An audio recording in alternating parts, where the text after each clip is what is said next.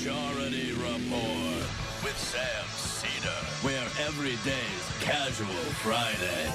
That means Monday is Casual Monday, Tuesday, Casual Tuesday, Wednesday, Casual Hump Day, Thursday, Casual Thurs, that's what we call it, and Friday, Casual Shabbat. The Majority Report with Sam Seder.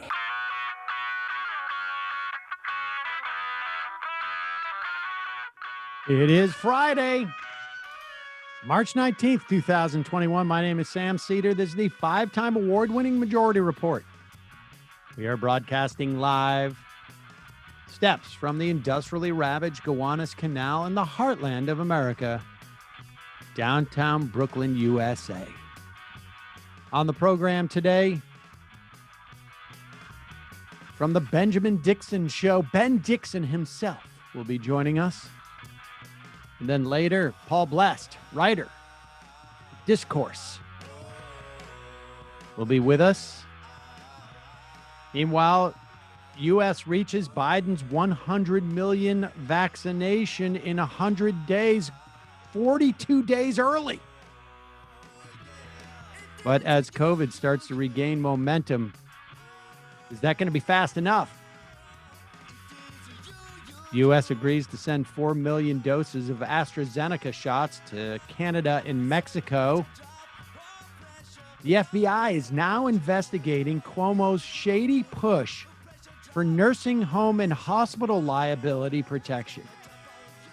This and more allegations of staff mistreatment by him. Washington, the Senate confirms Javier Becerra, Secretary of Health and Human Services. The House passes a bill to provide Dreamers and those with temporary protected status a path to citizenship. Representative Pat Toomey blocks a Senate bill to protect COVID relief checks from creditors. Drug makers promised investors they will hike COVID-19 vaccine prices. And why are liberal think tanks pushing resumption of student loan payments by September? 50-plus House Democrats call for Joe Biden to fire the entire Postal Board of Governors. Replace them with people who will then fire Louis DeJoy. HUD reports massive growth of homelessness, devastating even pre-pandemic. Governor Northam taking executive action to enfranchise former felons, giving 70,000 people in Virginia the right to vote. All this and more on today's program.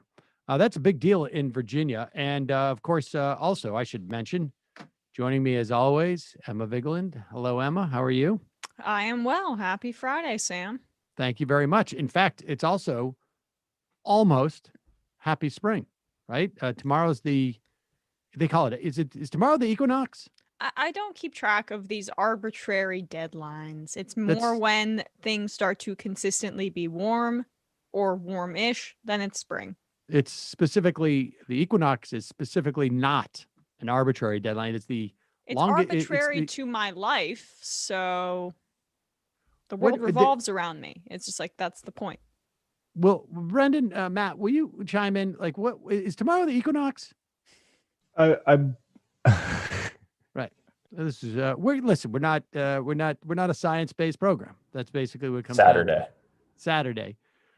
Something's happening tomorrow, and it has something to do with the planets. And that's 5:37 a.m. spring equinox, in the northern hemisphere. Right, spring equinox in the northern hemisphere. I'm not even sure we know what that means around here. The sun is coming up to the northern hemisphere. I know that much. That's what it is. And we're moving closer to the sun. And basically what it's going to mean is that the sun is going to be a little more intense. It's going to be a little higher in the sky, and we're all going to feel better. So that is the definition of not being arbitrary. I mean, it is specifically not arbitrary. It's right. Not, okay. You live and you learn. Yep. there you go. Well, that's what we're here for, to give, almost accurate information about some basic science that you would learn in, like, I don't know, 4th grade or something like that. Well, Okay, Copernicus. Accurate, but not precise. Exactly. We don't need to be listen, nobody needs to be. And the other thing that we teach is a certain amount of humility about those things, because you want to go around. People think you're an egghead. So there you go. An egghead. Right. There you go.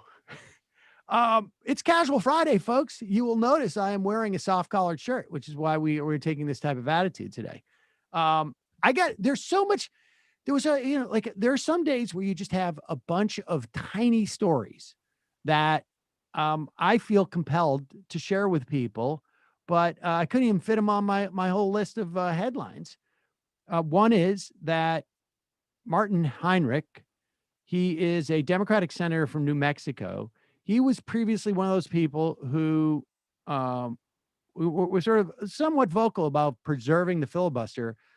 On Thursday, he came out and said that the filibuster's got to go, at least in some form. And he said, quote, "Too often the filibuster has been used to block our country's continued march toward equality. We must change this." Again, a good sign. Joe Manchin's all over the place. He is for some change, but not other change. We'll see. We'll see where he is. I mean, so much of what Joe Manchin is about is literally just placing a couple stories in there showing that he's being difficult, and then he comes around. We'll talk more about that with Ben Dixon. This one, I don't even know how to respond to this. This is ludicrous. Apparently dozens of this is from the Daily Beast, of White House staffers have been suspended, asked to resign, or placed in a remote work program due to past marijuana use. Apparently, they were told initially from the Biden administration that recreational use of cannabis would not immediately disqualify would-be personnel, and sort of the Biden administration backtrack. I mean, for security clearances, this is absurd. And in 5 years, in the next administration, it's not even going to be a question. I mean, we're going to have legalization across the country, and the idea that this is a security risk is absurd. I mean, it's probably just them like adhering to old arcane laws. I mean, I remember growing up when my mom suspected that maybe I was partaking. She would say, "Well, you can't work at the federal government if you do that." Apparently, that's a thing, but it's pretty. It's bizarre. It's pretty absurd to be enforcing that in this current day and age. Like, it's especially because apparently one of the people that he let go had been at the White House for 5 years or something like that, or had been working for the government for 5 years. Well, obviously, it's his running mate. Yeah. I mean, I don't know. The only thing I take from that is that is one of the strangest things I can imagine a parent saying to their kid as to why they shouldn't smoke pot. It's like, you won't be able to get a federal agency job. Well, this was when I thought I was going to maybe be a lawyer, and I had not, I was like, I'm a teenager. I thought I might be a lawyer, might work for the government. That was my idea. All right, fair enough. Well, I've changed my tune since then, clearly. Yeah, I guess so. Now I'm here with you. There you go. And we'll be incidentally, we'll have our monthly drug tests. Will be coming up in just a week, but we'll talk about that at the commissary meeting. Oh no. I feel like that's a cautionary tale. Yeah. China and the U.S. opened a meeting, an Alaska meeting, and apparently it was start off with a chilly start. I mean, there is a lot of grandstanding with China, but at least there's they're sitting down talking to them. Marcy Wheeler over at the Empty Wheel reminds us that the Durham investigation, this is the investigation to investigate the investigators, has now lasted longer than the Mueller investigation did. It is the 675th day of the Durham investigation into the origins and conduct of the investigation that became the Mueller investigation. And so Durham's investigation has actually lasted longer, one day longer than the entire investigation that he was investigating. He could have spent one day investigating each day of the Mueller investigation, and but now he's a day over. Joe Biden apparently is weighing keeping U.S. troops in Afghanistan to November. You'll remember that the Trump administration made a deal to pull out, a commitment, I guess, to pull out his troops or by U.S. troops by May 1st. And that was an agreement negotiated with the Taliban.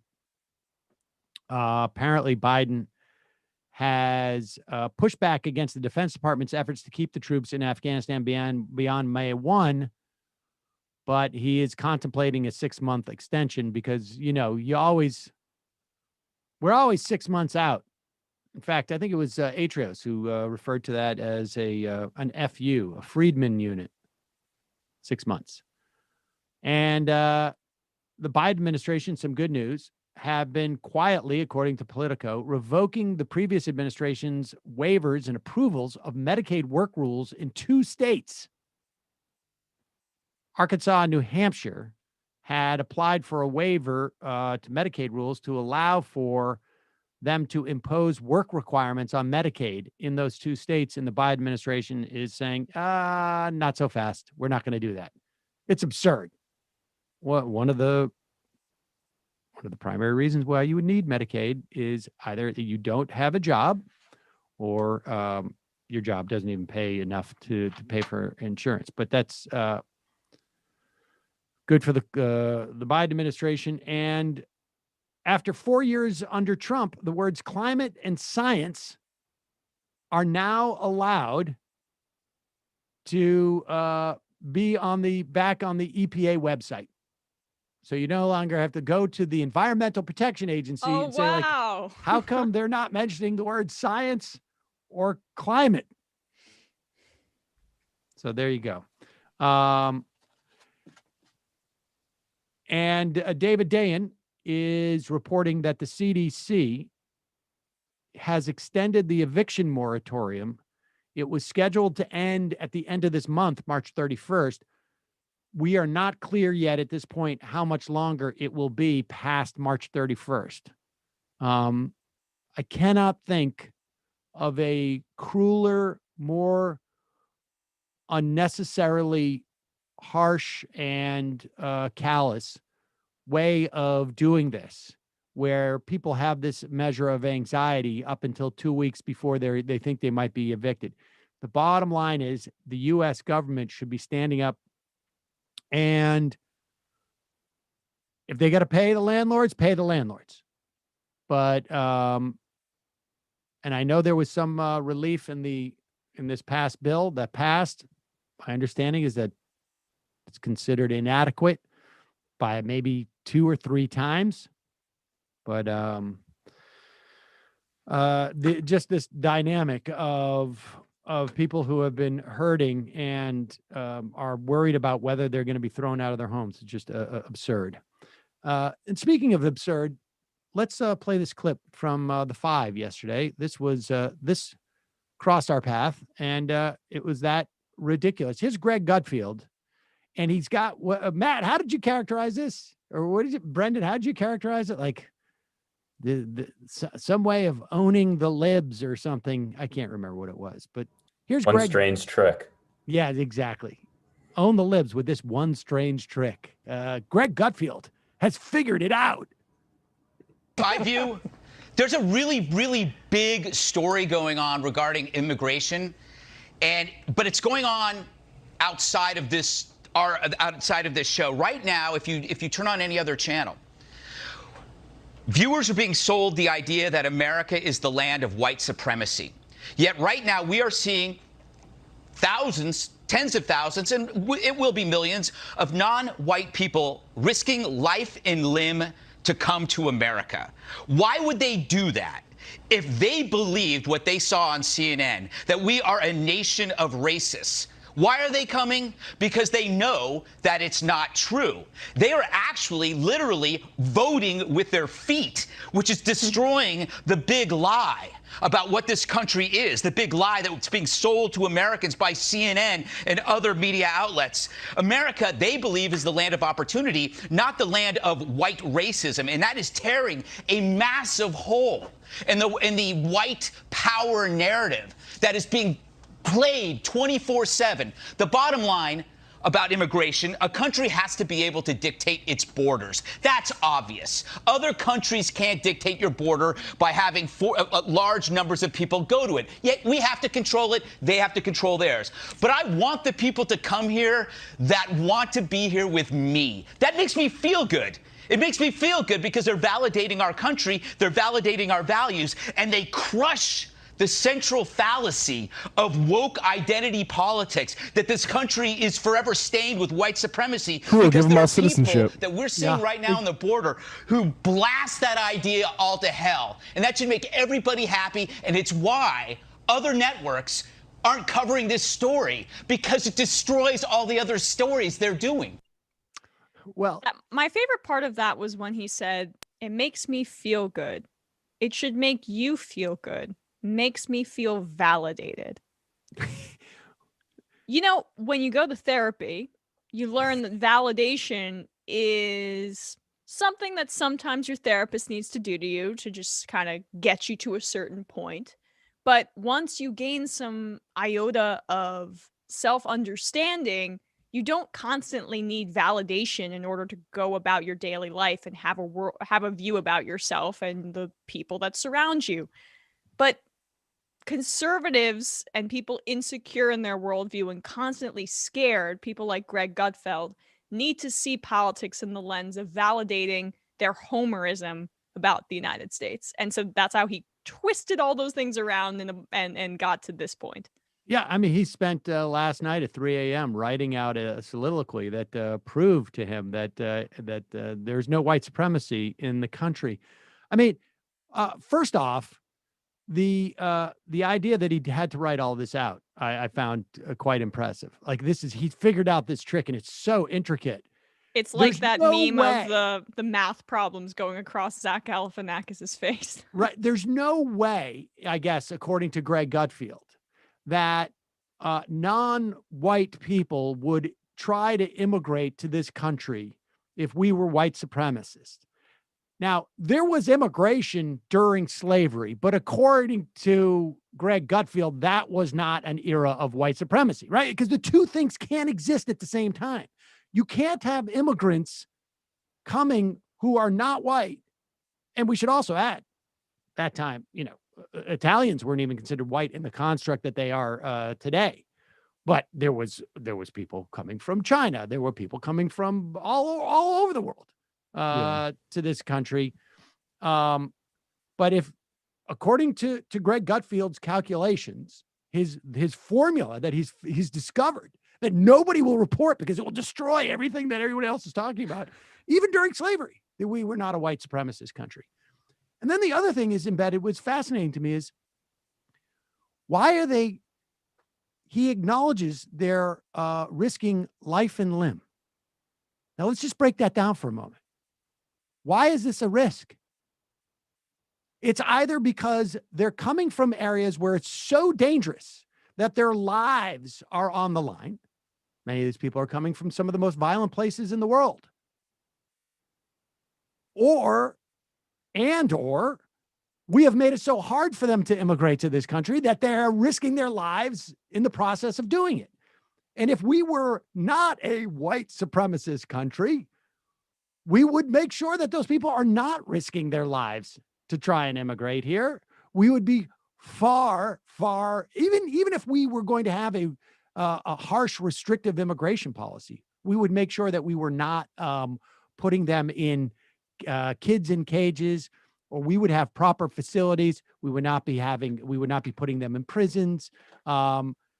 His whole premise that they are risking their lives is an indication of our white supremacy. It's also good to know that they're not just coming for the welfare, but to work hard. And also, if you look at the ruling class of any Central or South American country, pretty white also, especially compared to the rest of the population. A lot of people that have to make these journeys are indigenous themselves. So white supremacy is very much active in those other places. It's just that materially they've been forced, or for whatever reason, for safety, they have to move. Matt, are you telling me that colonialism is white supremacy? Yeah, in fact, those are also European settler colonial nations. So just Wow. because they're not as lily white as the ruling class Brian Kilmeade is comfortable with. And I would also just add, but with all that said, Greg should spend the next part of his show talking about why none of those Republicans voted to provide a path of citizenship to the Dreamers or to those folks who are here on temporary protected status, and why the Republican Party is so virulently anti-immigrant. I mean, that's the story that they're not telling on Fox, is that the people, is that, you could destroy. I mean, if Greg's right, he can shatter the entire consciousness of this country by promoting immigration amongst the Republican Party. If they're coming here to experience the spirit of the anti-racist utopian America, why not reward them? Greg Gutfeld, just wants to slam the door in their face. There's that's the logical hurdle that he has yet to climb, but I wish him the best of luck in that effort.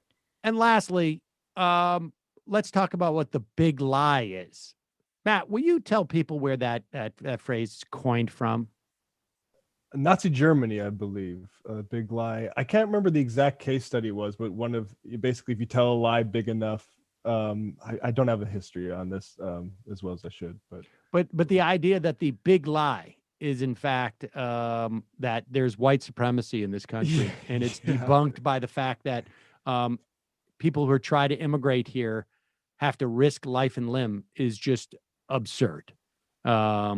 It's absurd. And in fact, also, if that was the case, why is Greg Gutfeld even living in New York? Right? I mean, if if you don't like the ideology of a place, and that's and that is enough for you to leave, why is Greg Gutfeld in New York? Yeah. Why blaming is Jews Dave for Rubin in Florida? In California. Give me a break. Yeah. Blaming Jews for Germany losing World War I is an example of a big lie. So all right, we're going to take a quick break. When we come back, Ben Dixon will be joining us.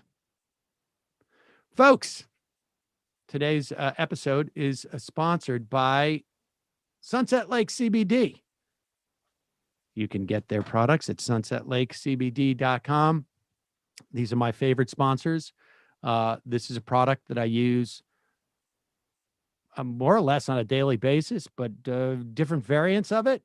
I use their Solve, CBD Solve, that comes with that's mixed in with arnica and beeswax, and I use that for sore muscles and for skin stuff. I'll take the tincture to help me to go to sleep occasionally, as maybe sometimes an end to an evening. I'll have a pre-roll, and I try now to not indulge too much in the CBD fudge, because that's more of a sweet tooth issue for me. But they have CBD gummies. They have all sorts of smokables. Matt, speak about the smalls. yeah, the smalls are these pre-stemmed buds that come packaged so you can slip them right into your grinder among anything else you might be grinding up, and adds a nice little CBD kick. They have they have coffee that's infused with CBD. They're fantastic products. They're a great company. $15 minimum wage for everybody who works there, minimum. And they are mostly employee-owned company. Their farm provides dairy for Ben and Jerry's ice cream. They're outside of Burlington, Vermont. They do stuff for the community there. They've had different initiatives over the course of the year, and they practice regenerative farming practices in conjunction with working with the University of Vermont. 100% pesticide free. They use integrated pest management to keep the bugs off their crop. They're 100% organic fertilizer, just great all around. And I find it to be a really effective product. It is, if you've ever, it's just a great way to calm yourself, frankly. And it has helped me in various situations. And they're fans of the show. And so Left is Best is their coupon code. Left is Best, 20% off. Check it out, sunsetlakecbd.com. Left is Best for the coupon code. You will not be disappointed. All right. We got Ben? Great. Joining us now, the proprietor of the Benjamin Dixon Show. Also, he's got a lot of other programs that he's got going on his end. Ben Dixon, welcome to the program. Thanks, Sam. It's always a pleasure. How are you today? I'm doing all right. I'm here with Emma. And Ben, what are the other shows that you got going on? What do you got? I don't have my light on here. No, you look pretty good. We do the morning show, Like It or Not, and that's the morning show. We have our DJ and our co-host, and we just try to not make people too angry about politics before they go to work. There you go. That's helpful. It always worked. Yeah, that's not. Yeah, exactly. Well, I mean, right now, let me ask you this, because we're in the wake of the $1.9 trillion COVID relief bill, and this past week, Joe Biden came out and signaled, if not some flexibility on the filibuster, some indication that there needs to be filibuster reform. Yeah. And I think let's just work under the premise that if they're going to reform the filibuster, they're going to make it so that they can pass legislation at times, right? I mean, It's not going to be one of these reforms that are like, ultimately, Mitch McConnell's going to be able to work around and there's going to be some loophole and he's going to be able to prohibit things. Where are we as someone, and I know that you were and I was, as intense skeptics of Joe Biden. I think nobody that we're talking, we're supportive of him in the primary, certainly. But obviously wanted him to beat Donald Trump. Where is he in terms of meeting those expectations? In terms of the filibuster, I mean, it was good to hear him signal that he was open to reform. But I think, like, most of our suspicions are probably accurate, that he would rather find a way to get a couple of pieces of legislation into law without having to nuke the entire filibuster, because then they really wouldn't have any excuse to go full throttle on some progressive legislation that actually helps working people. That said, how he's going to pull it off, I'm not really sure, but there's a lot of pressure because the first bill, the HR1, we're trying to get that passed in the Senate, and that's a major piece of legislation that if they're not willing to get rid of the filibuster in order to get that piece of legislation passed, they're going to lose a lot of support, particularly in the black community, especially because of what's happening in Georgia. Well, they're going to lose a lot of elections too. Yeah. I mean, let's be honest. This is not, I think it's properly framed as an issue of justice and democracy, but it's also, I mean, there's some political self-interest involved in this. Right. You're in Georgia. I want you to speak to Georgia in a minute, but I just want to ask you a little more about this. I mean, it seems to me that when he talks about support for a talking filibuster, as opposed to reforming the filibuster in such a way that, like, for special types of legislation, you only need 50 votes, right? I mean, we have that now for the budget. That's the reconciliation process. Mm-hmm. And there was some talk over the past couple of months, like maybe there needs to be a special form of a filibuster as it's applied to voting rights, let's say, or democracy issues, however you want to frame it. And he didn't come out for that. He made it a issue agnostic reformation of the filibuster to make it a talking filibuster. And I still think that, like, we're going to have problems with the $15 minimum wage. I mean, because what I think people don't understand is the filibuster goes away. Let's just say, for all intents and purposes, this is going to give Joe Manchin the opportunity to go and say, like, well, all right, we can get 3 or 4 Republican votes. And that's going to give the Joe Manchins and maybe some of those other 8 who voted against the $15 minimum wage to come up with like a $12 minimum wage. Right. I mean, but there is no $12. There is no analog for HR1. Talk a little bit about HR1 and talk about Georgia. I know Harris and Biden were meeting with Stacey Abrams either today or yesterday. Right. Actually, I think he's either on his way down here now and had a couple of missteps going up the steps of Air Force One, but that's besides the point. Honestly, HR1 is addressing what Republicans are doing, quite honestly, across the country in key states, Georgia being one of them. They have thrown a full-on assault against voting rights here in the state of Georgia. It includes everything from rolling back the amount of days that people can vote, cutting out Sunday voting, which is a direct strike at black voters, particularly with souls to the polls, where entire congregations would leave church and go to the polls and vote. They're trying to cut that out. They're trying to get rid of the no excuse voting by mail, which is something that they implemented in order to help them win elections. And when it was used during the pandemic, they're like, okay, we have to get rid of this, all the way to criminalizing being able to give people food and water in lines during while they're waiting to vote.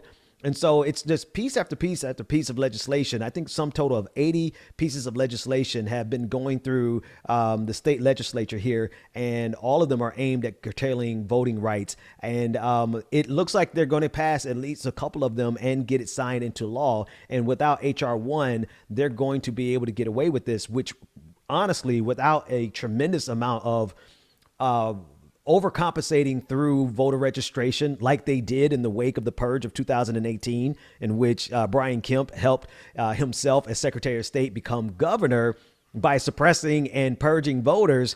We're going to have an entire pushback like we did after that. I think we registered here over 300,000 people in response to that. Well, in this time, they might have to register 500,000 to 1 million to overcome all of the things that they're trying to do to stop particularly black people from voting here in Georgia. H.R. 1, incidentally, has a provision specifically saying that you cannot be Secretary of State and have a part in a campaign. So we had in 2000, Catherine Harris was the Secretary of State. She was also the co-chair of the George W. Bush campaign. I remember that well. There was a little controversy about that election, you'll recall, in Florida of 2000. In 2004, Ken Blackwell, Secretary of State. There was also in Ohio, where he was Secretary of State in 2004, there was some controversy about a lot of voting booths closed in black neighborhoods. And Kemp was not the co-chair of his campaign. He was the candidate in this instance, and was doing that type of stuff. I mean, this is it's a big deal. And and one of the things also about Georgia was, my understanding is that there was a lot of pushback from the business community, because you guys have now like a track record of pushing public opinion and forcing these major corporations that are hubbed in, particularly in Atlanta, take a position on this stuff. And they really can't afford to be on the wrong side of these things. And so what the legislature did is they stuffed it in like a big omnibus bill.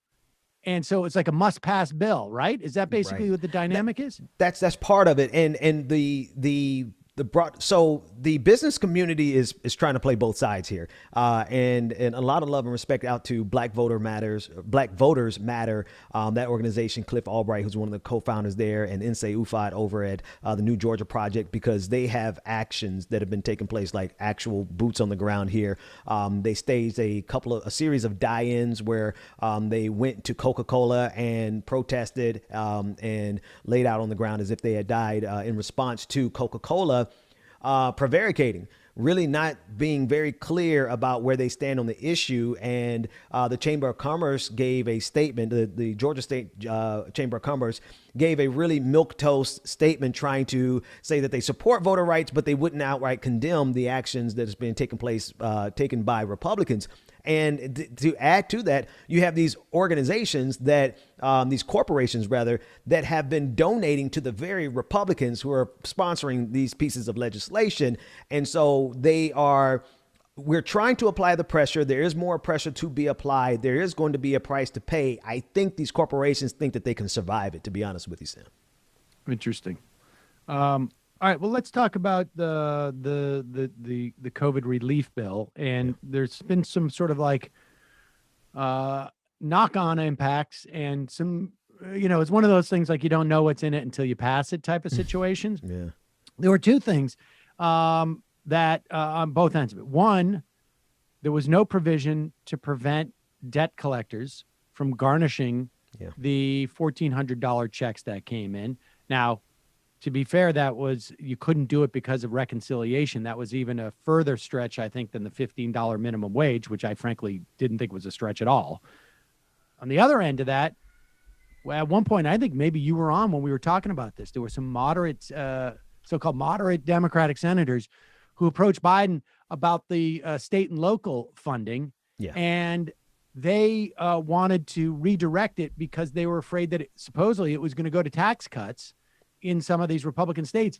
And it turns out they got a provision in there that said if a state cuts their taxes, they cannot use the COVID relief money that they get for states and local governments to fill that hole in their budget that they're making because they're cutting taxes. You got to actually send that money back. And Ohio now is suing the federal government, Republican there, and there's other that are going to do that.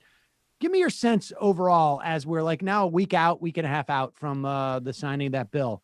What's your sense of that in terms of like what you anticipated from Joe Biden? Yeah. Unnecessary. Well, you know what? I don't want to be too hard, but I want to be sufficiently hard on Joe here because the biggest observation that I have, and I think everybody has had, is the fact that we were negotiating with ourselves, right? And a lot of the red tape and a lot of the things that are in the bill, you know, of course, no Republicans signed up for it and none of them voted for it. And so all of the things that are in there is a byproduct of Democratic decisions, right? And that shows you just the extent to which how much power blue dog Democrats, conservative leaning Democrats like Joe Manchin has to have these type of loopholes in there that became a problem after the fact. That said, Sam, I'm gonna be honest with you. I just feel like we're in this place where it's almost like we should be lucky we got anything from this government at this juncture because of how dysfunctional it is. And so many people are actually taking it that way. A lot of people are still disappointed. I'm talking like people on the ground, just listening to people who, you know, I'm sure you have people call into your show and talk about these things and messages. It's like a lot of people are disappointed because the folks aren't getting these checks. There's a lot of people who got checks before who aren't getting checks now because of the means testing that was included in it. But then you have other people who are just ecstatic because they got just enough money to make it to next month, but not enough money to actually survive the rest of this pandemic. And then when you put it in context of the fact that, well, Republicans weren't going to vote for it anyway. So this was an opportunity for us to actually do something for people to survive this pandemic in a meaningful way. That said, there are other provisions that are in there that are good. The fact that I love the fact that they're touting that this bill is going to reduce child poverty, I think by some 40%. And then that just speaks even louder to me to say, well, if we could have eradicate child poverty by that much with one piece of legislation, then why in the entire hell haven't we just eradicated it altogether? Right. So it's like they've done some good things, but they didn't do enough, but they have exposed the fact that the federal government actually has a role to play in the suffering of the American people.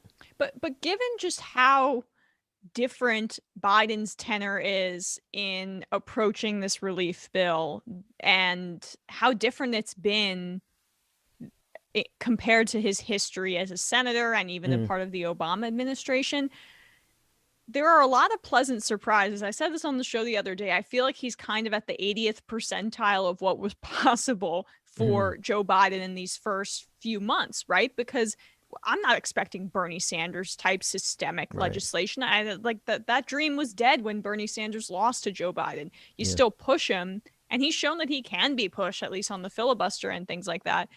I'm noticing some tension with leftists who, like, they're almost laboring to find things that, because it's as Sam likes to say, it's muscle memory, right?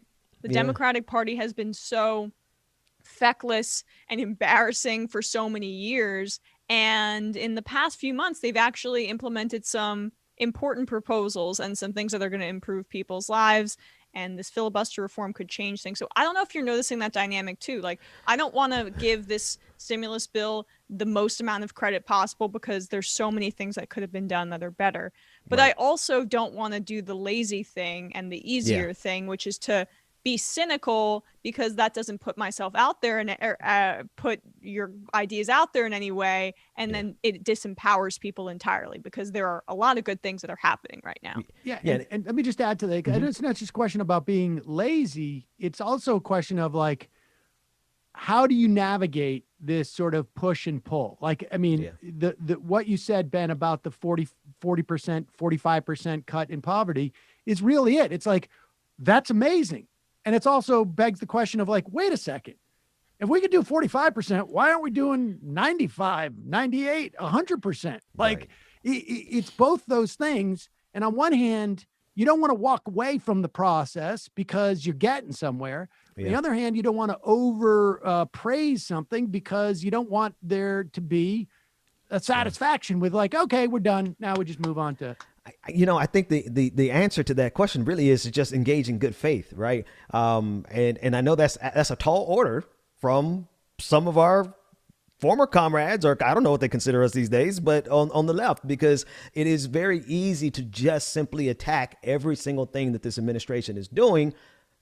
And they are doing some things that need to be attacked, but we're in this weird space right now where it is far more effective to grow your audience if you're willing to just engage in bad faith and just declare that everyone who is not particularly in your niche, your circle, is like, I mean, they're even saying Nina Turner is a conservative, or AOC is a conservative, and and all these people are, and I'm like, really, are we this really where we are? And so what it does, though, it gives you a really simple, over easy analysis of everything.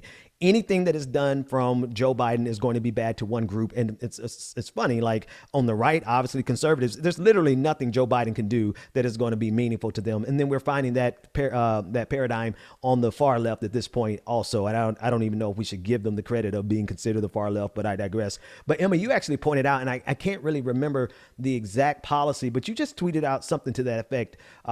Speaking of one of the policies that Joe Biden was implementing was just fundamentally good. And you just said it because it is good. I don't know if you remember exactly that tweet, but I think we have to be able. Do you remember today? If it was today, it was not? It was probably this morning. Probably. I think I tweeted out that the reaching the 100 million shot threshold in 58 days is objectively good. And then and again, this is a little myopic, but I do think the left, as you're saying, it's in this bizarre space where they don't know how to take some wins and give some credit because we've been banging our heads against a brick wall for so long with the Democratic Party. Can I jump in here? Because I'm a little bit on the other end of things, and let me argue that for a second. I put Biden as completely incomplete in terms of my grading him.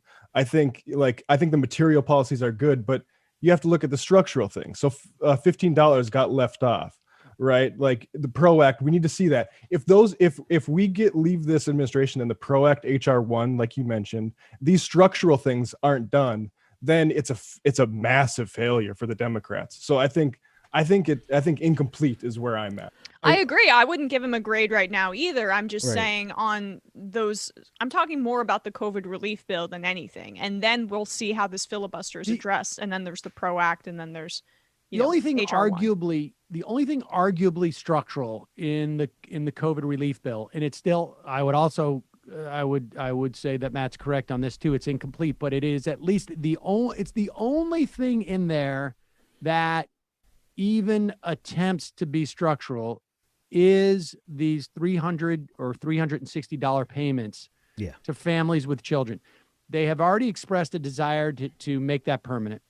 Yeah. Whether they will do that or not is why they've gotten an incomplete, and we're going to need to see when they're done with their homework. But that is the only thing in the bill that is structural in any way. And I think Matt's absolutely right. The PRO Act, HR1 are going to be the only. There's two. I would say there's two categories from a structural standpoint, right? One is, are we going to change the structure of the relationship between the government and its people, insofar as it providing material, help on an ongoing basis, right? I mean, $300 for every child every month by the government paid to families.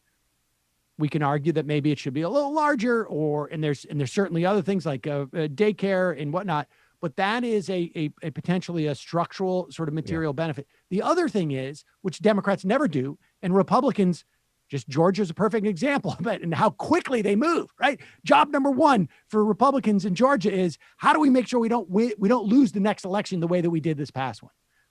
Democrats on day one, and now granted, we had this major need for a COVID relief bill, but the PRO Act and HR1 are both, HR1 in particular is a democracy bill. I mean, it is to make a better democracy. It also helps the Democrats structurally in a couple of different ways.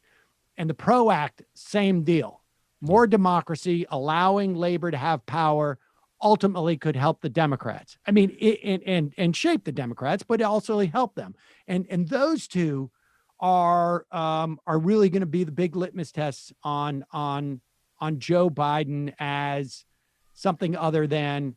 I just want to quickly say this because I think it's getting misinterpreted. I'm not giving Biden a grade. I'm just frustrated by the I think reflexive negativity about specific already past things that he's done just because it's easier to do that. And I'm not talking about his legacy or his presidency thus far. I said 80th percentile thus far. He has other things to do. And that's going to change. I personally I agree with you, Emma. And I mean, in terms of his legacy, like, even if he does everything that we're saying, I still won't look fondly and be like, oh, he was a great president. Because just I have that general disposition towards Joe Biden anyway. But I have to overcome that by being fair when he's done a couple of good things. And these are actually, when I say a couple of good things, like those payments per child, like it could be bigger, Sam. But that's huge for families who are like really out here struggling in the middle of this pandemic. Like that can't be we can't overstate the impact that would have. But I think, to Emma's point, there is a reflexive left that has more interest in seeing how many ways we can attack every single. I mean, we even have people on the left now attacking the PRO Act. And I'm like, are we serious here? Are we really serious in this regard? And I think it really makes it makes some impact, especially when we talk about the lack of cohesiveness and our ability to organize and to actually push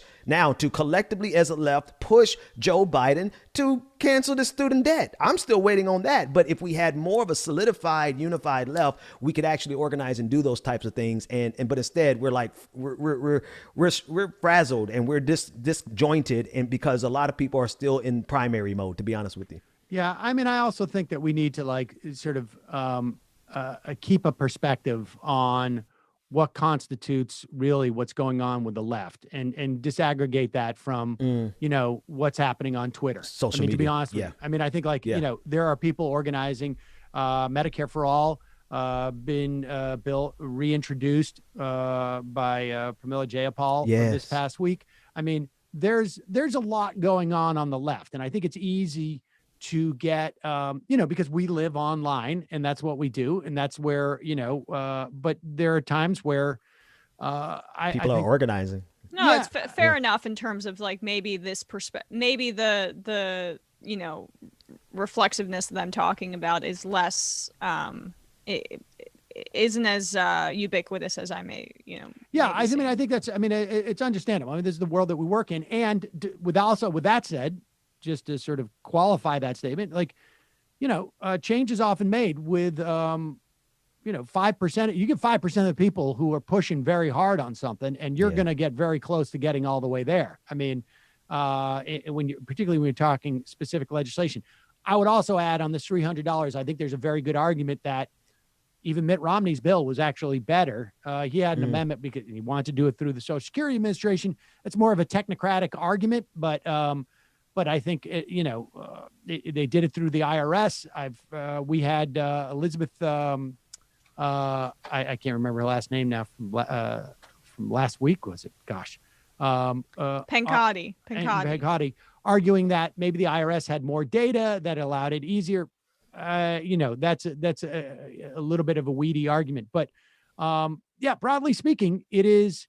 I think from the left's perspective, generally, we need to figure out a balance where we are providing, the cookie for good behavior, but also maintaining the stick.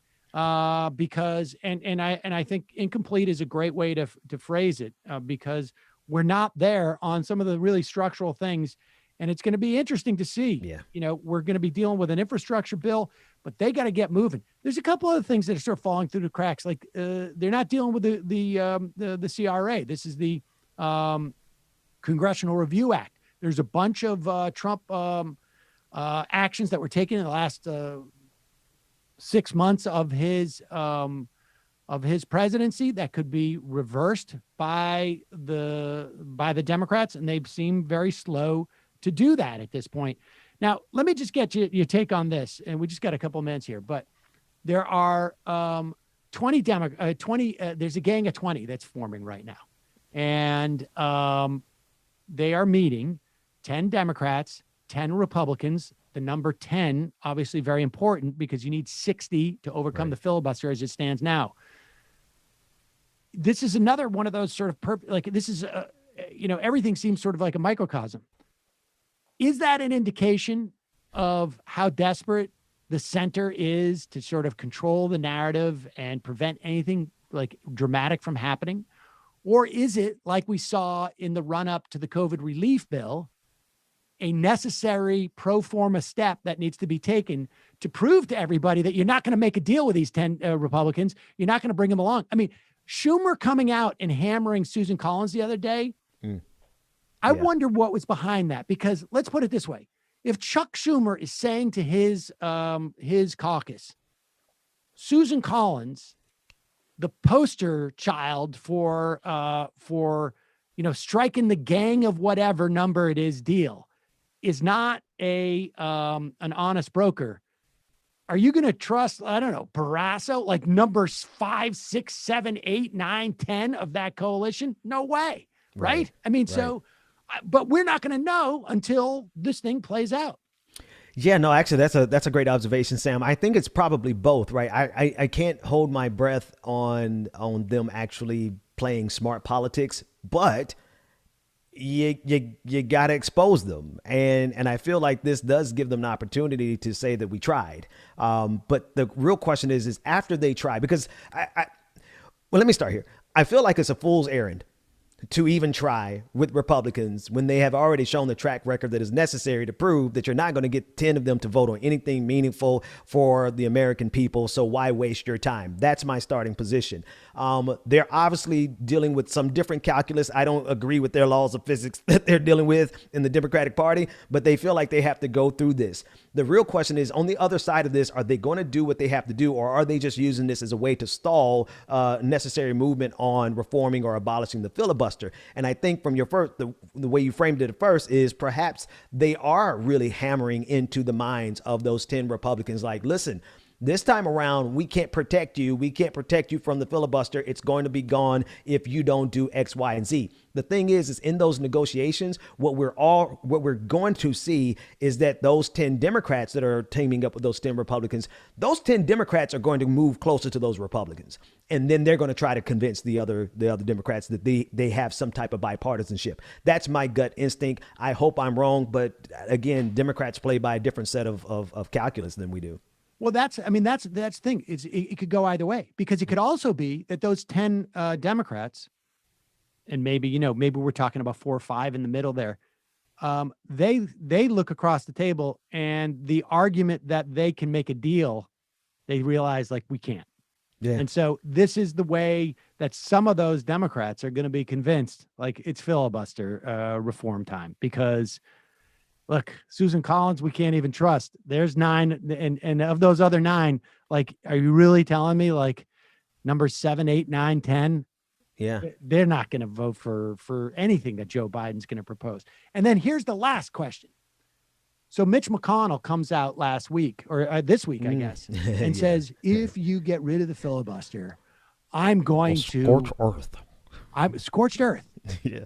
What could that possibly mean that is any different from the earth that he scorched before? And you factor in the fact that he has been trying to get the Kentucky state legislature to change the way that they replace a senator who retires. Are we going to be talking about Mitch McConnell 3 months from now? Well, actually, I didn't think you were going to go there with that question. I'm not sure as far as Mitch McConnell, but it is time up for, and I think he understands that about his own political career. But the thing is that he's really, it seemed like it reeked of desperation.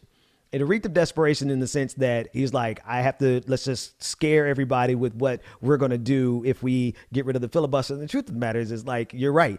They have engaged in scorched earth politics with Democrats for 40 years, and Democrats are just catching on. So good on Republicans for being that effective, right? But at the end of the day, it's like, what more are they going to do? Because these are their goals. And I think what Democrats need to look at this as is not as a threat, and the American people should not look at this as a threat, but look at this as a list of goals that they want to do and they are going to do if they ever get back in power, which makes HR 1 so important because they're doing everything that they can to ensure that they can have an hegemony on power in this country, even if they are in the minority. So if I think Democrats' number one move at this point is to replay that clip as an ad every single day across the country and let the American people know that they're going to attack workers' rights with, he promised, a right to work, his muffled voice, right to work. He promised an attack on women's rights to choose over their bodies. He attacked everything that he listed there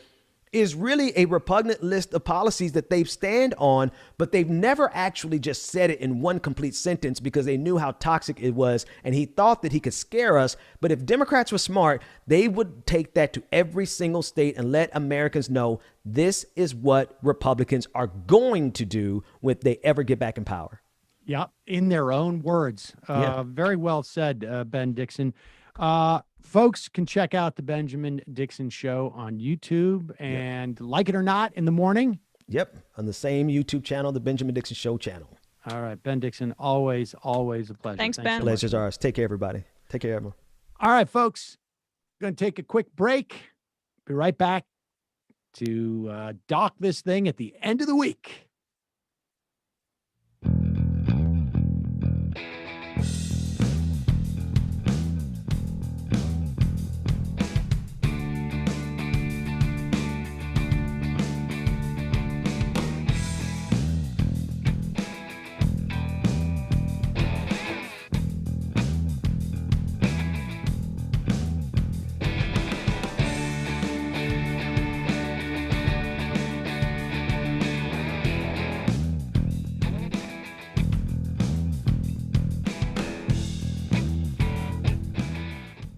So one other note I wanted to talk about with HR 1, because I think, Emma and I, we have both talked about this, and I certainly have implied it because I misunderstood something about it.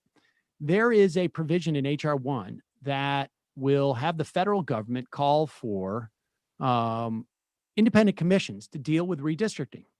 And anybody who's been listening to this program long enough and carefully enough knows that we have talked about the Supreme Court is, as presently constituted, would probably find that state legislatures cannot delegate the authority to redistrict to an independent commission. But I spoke to Lawrence Lessig for actually a second hour of this program that I'm doing on Peacock, the Choice Channel. And we're going to run that interview soon, but we're doing it every day at 5 p.m., a couple more interviews. Lawrence Lessig told me that those are two different things. When the federal government says it, it is on very, very solid constitutional ground. Whereas if the state legislature issues it, this is, of course, only for federal elections. So I just wanted to put that out there because I know that you and I have talked about that a little bit in the past, that the Supreme Court could overturn that. And that's not the case, or they could do whatever they want, but much harder hill for them to climb. That's all for us, Emma. You don't seem to be very bothered by that. It's Friday. Well, are we out? And we will see you guys on Monday. Oh, yeah. I thought that was it.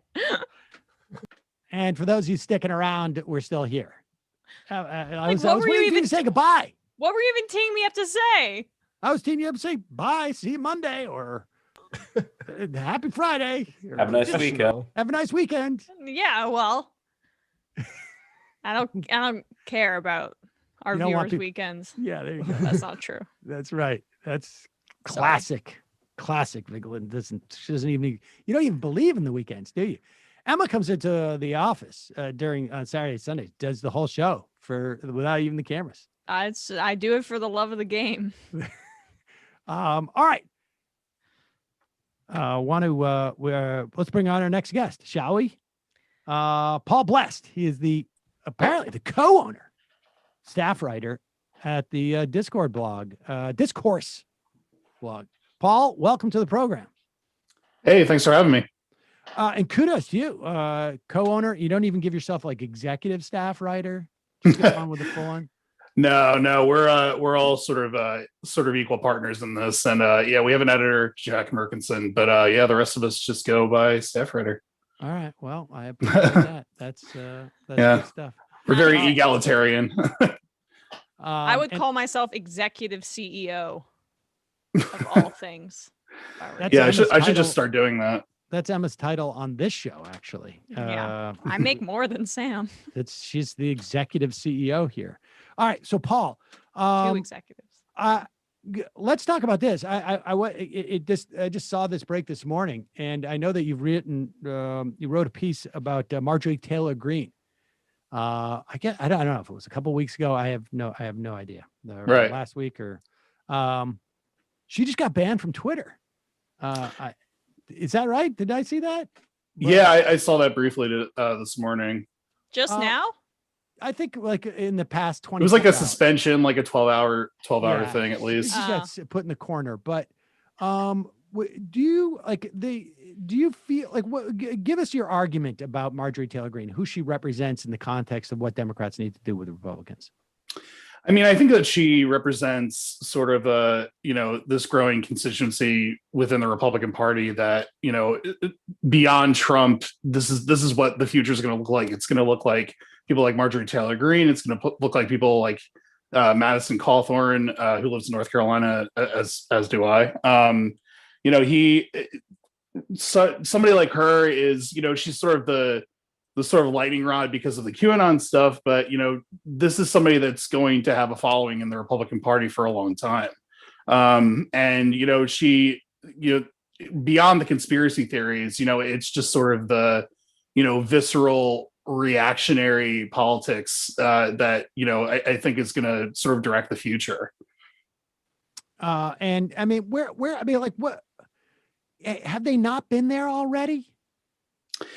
Yeah, I mean, this is what they've been building up to. I think that she just sort of puts it in plain terms. It's sort of the, there was a Slate piece a couple of days ago about how these are just sort of like the neighborhood cranks of in the Republican Party now. The freshman class, particularly the Lauren Boeberts, the Cawthorns, the Marjorie Taylor Greenes.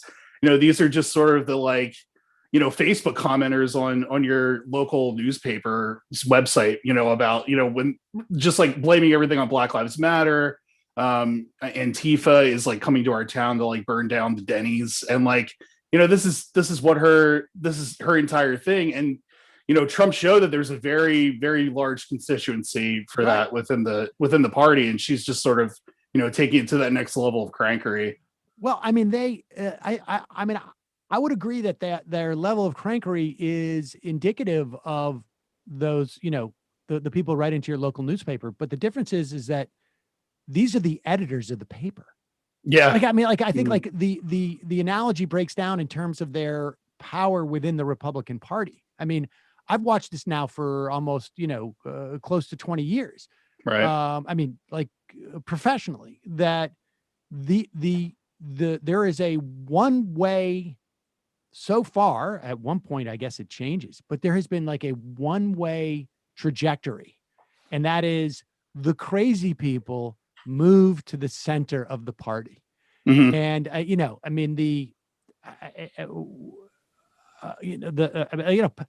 Pat Toomey, right? I mean, right? Yeah, Pat Toomey in 2004. When Pat Toomey was being pushed by the Club for Growth and they were primarying Arlen Specter, Pat Toomey was the lunatic in that race. Yeah. And no one would say that Pat Toomey is on the fringe of the Republican Party now. I mean, he's considered like one of the normal ones at this point. Yeah, exactly. I mean, you were just talking to Ben about, the Gang of 20, and I was looking at the names on this list, and Tom Tillis is on this list.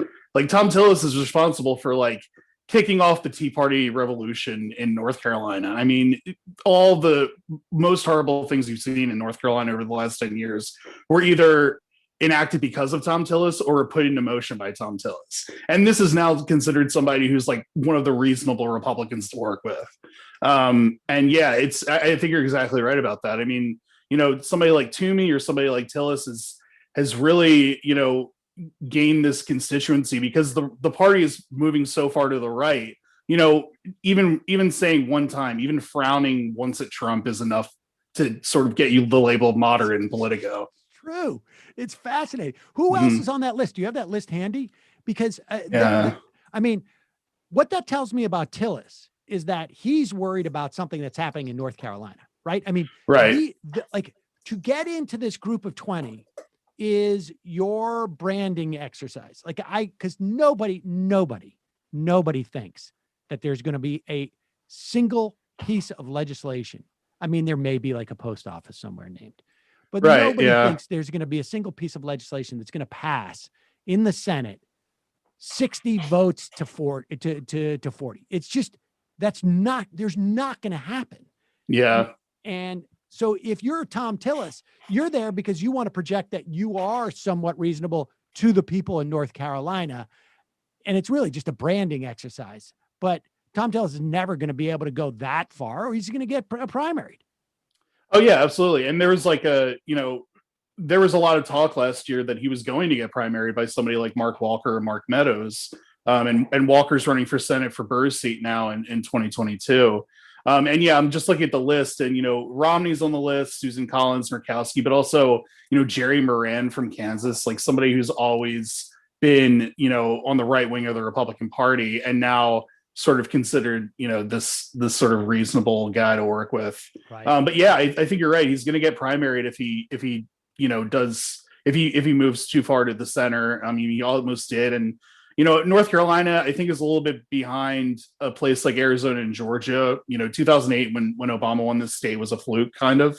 You know, everything was sort of, it was like just sort of like a perfect storm to flip the state to the Democrats. But, you know, I think that by 2024, you know, the fact that, you know, the state's urban areas like Raleigh and Charlotte and Durham are really growing, you know, this could be a problem for Tillis in 4 years. You know, the fact that, you know, if he tries to move too far to the right. So, you know, this is sort of a low stakes thing to give him the conservative bona fides that you know, he needs to run for office, or, you know, run for re-election.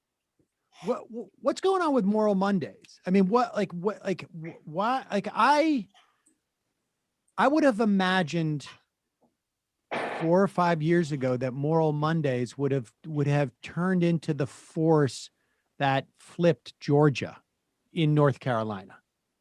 Yeah, I mean, that's a good point. And I think that, you know, the Moral Mondays and you know, the NAACP and Reverend Barber, you know, I think they laid the groundwork, and it just sort of hasn't happened yet. But you know, he stepped down and you know, is working with the Poor People's Campaign now, and it's sort of more national. But yeah, as far as I know, you know, the Moral Mondays aren't happening anymore. There's you know, a rally every February in North Carolina. But, you know, ever since, I think the last one that really drove a lot of people out was 2017, right after Trump got inaugurated. Interesting. Yeah. Also, let's talk about Marco Rubio. I really appreciated your piece, because people forget what a weasel this guy has been. Mm-hmm. From the moment, I mean, I remember the whole immigration thing very, very, very clearly, actually. Right. Just because of a friend who is a commentator who actually sort of thought that Rubio was sincere. But just talk to us about Rubio and his sort of sleight of hand with this whole Amazon thing, where he, you know, there's a game that's being played by the Rubios and I think the Hawleys on some level. Talk about that game where Rubio sort of came out in support of the Bessemer strike. Right. Or I should say unionization, rather. Yeah, so Rubio came out with this op-ed last Friday, I believe it was, in USA Today, where he said that he supports the unionization effort in Bessemer, Alabama, and Amazon. But his argument, it's kind of funny the trajectory that this took, because it leaked on Axios, I think it was, earlier that morning. Oh, Rubio's coming out in favor of unionization, and then that op-ed dropped that it was basically like, we need to unionize against the wokes is like what his argument was. That was the whole thing. Amazon is like pushing this like woke ideology, basically like critical race theory, on its workers, and like that's something that he'll support unionization for. He made it very clear that he doesn't support the PRO Act. He made it very clear, he even says in the op-ed that he thinks an antagonistic relationship between management and labor is a bad thing. But when it comes to just like scoring points against Amazon, this is something that he's willing to support. And I think it sort of more broadly reflects, because I make the argument in the piece, but Rubio is sort of a bellwether for the Republican Party, and like the hot new grift that they pick up every couple of years. It was moving to the center after the Republican autopsy in 2012, where they said, we need to, reach out to a more diverse group of voters. And, he supported the immigration reform thing. He was sort of like a chummy, like Florida House Speaker, and then ran as a Tea Party guy. And now he's doing the Josh Hawley thing, where he's like, we need more like working class voters. We need to like make that our base. And like the corporations are they're just like anti-conservative and all this other stuff. And it's patently not true. But what is true is that, in recent years, and, this happened after HB2 in North Carolina, and it happened during the Trump years, a lot of corporations were fine with what Republicans were passing when it came to like the 2017 tax cut, but they sort of publicly distanced themselves because they were catching so much stuff from, the left and even, liberals about, supporting them through PAC money and stuff like that.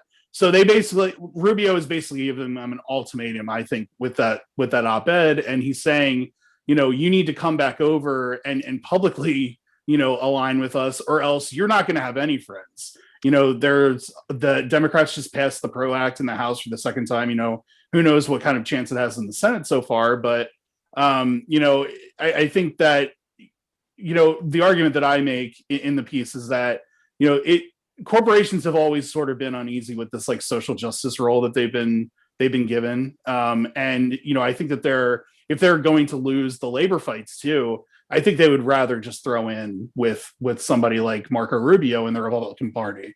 Well, that's what I'm immensely curious about, because, Democrats have always been hypocritical on the issue of political contributions and corruption, really in terms of big tech and that cozy relationship that's lasted for years between companies like Facebook and Google and Amazon with the Democratic Party. And there is a shift there. I mean, that's why the PRO Act is so notable. So are you noticing a broader realignment of tech companies with the Republican Party, with the more respectable Republicans, as they begin to transition away from Trump?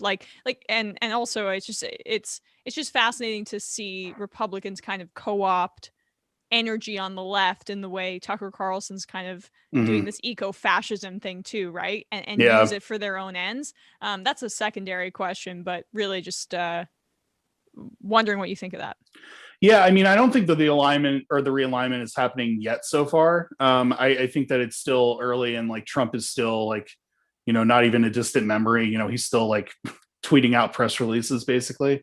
But he, I think that if the labor fight in Amazon is successful, and like, these places start unionizing more, and this becomes, sort of the next, ground for labor organizing, and we're able to like break through at these tech companies, which I think is, starting to become a real possibility.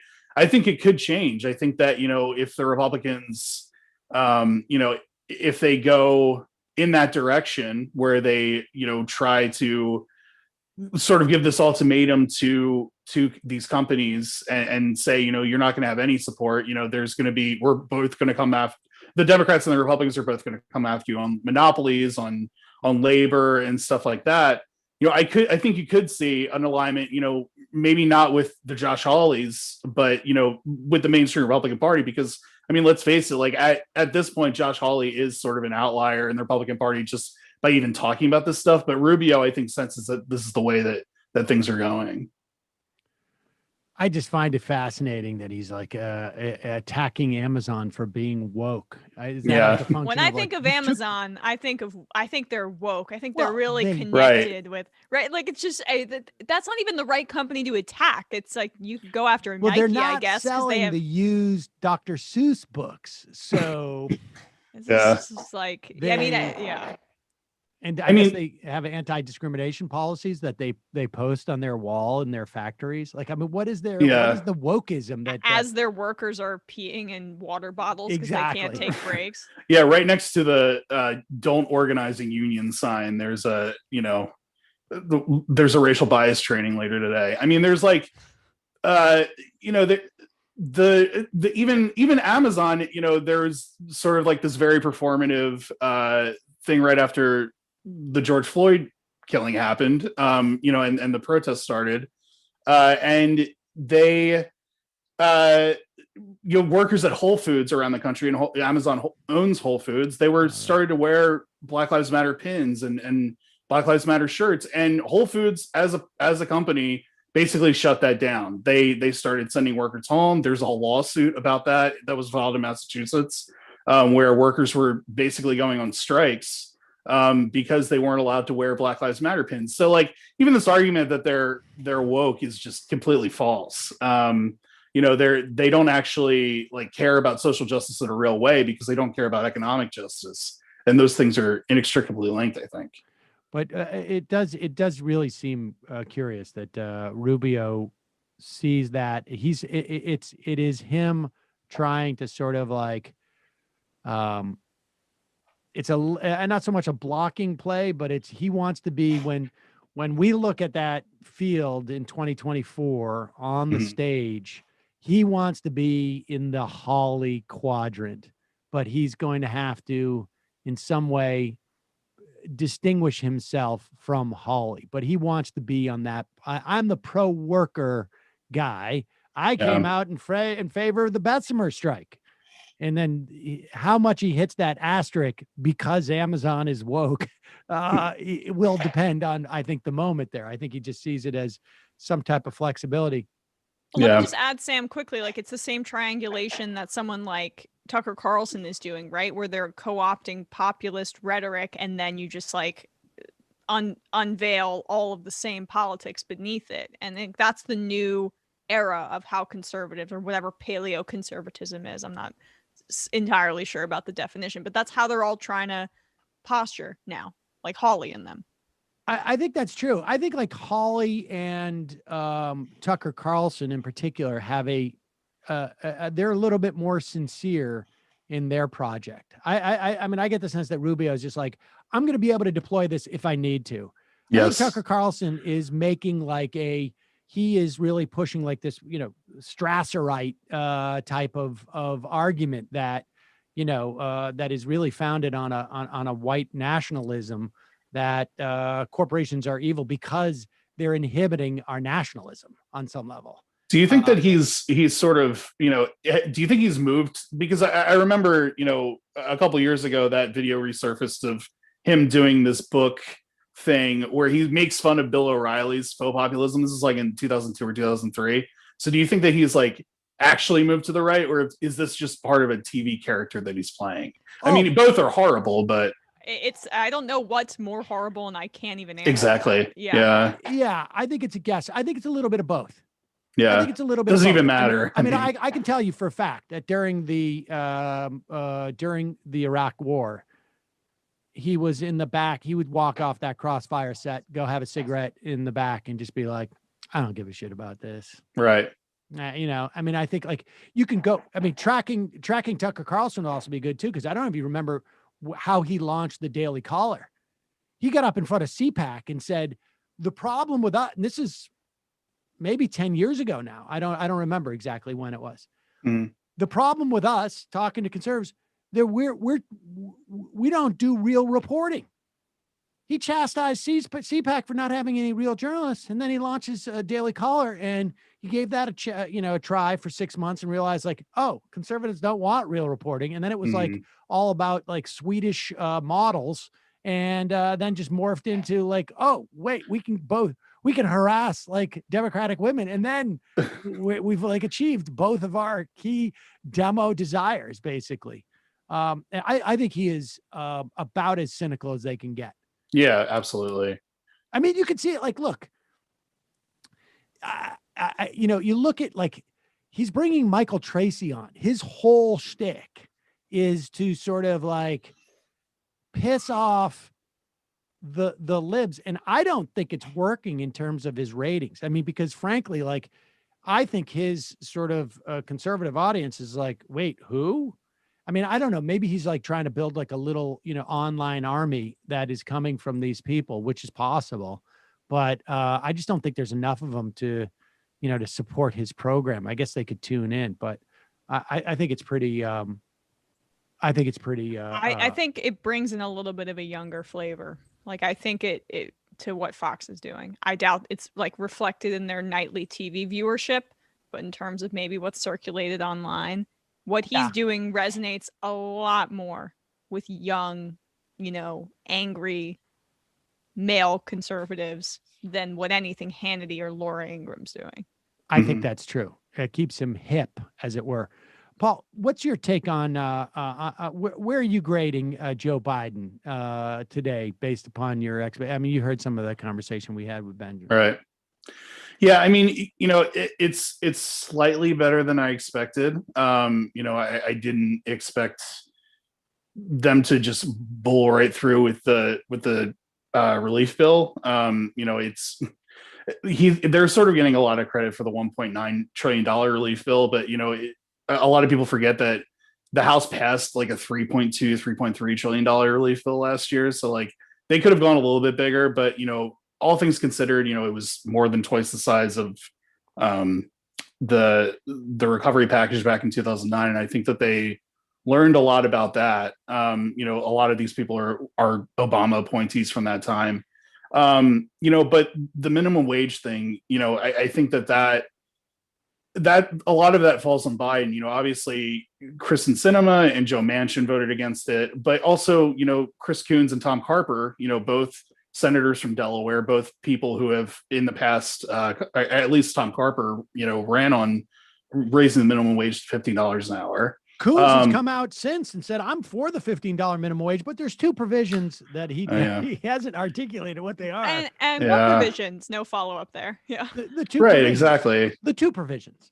Yeah. I mean, it's so easy to say after you've already voted it down, I actually support this, just not in the way that it's happening. I mean, with a 50, they're always talking about like purity tests, on the left. And this is like the biggest purity test of all. If the goal is to raise it to a $15 minimum wage, then that achieves the goal. Like what else is there? Right. Mean, my response to Chris Coons would be like, don't let the perfect be the enemy of the good. You want a $15 minimum wage. Yeah.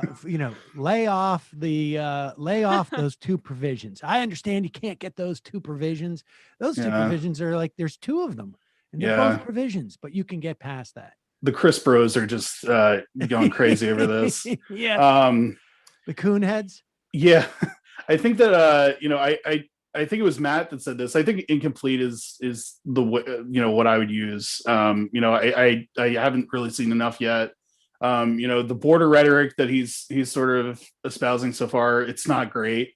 There's I think a lot of people are very understandably frustrated by that. Especially immigration advocates, and it's just one of those things that like I very much hope that this doesn't fall by the wayside. But you're already seeing it sort of like in the liberal circles of Twitter, where it's just like, oh, well, this isn't exactly like the cages. Like, this is a different thing altogether. And it's it's just sort of, to me, it's indicative of this entire, broken immigration system, and it's obviously doesn't fall all on Biden, but, there hasn't been a concerted effort.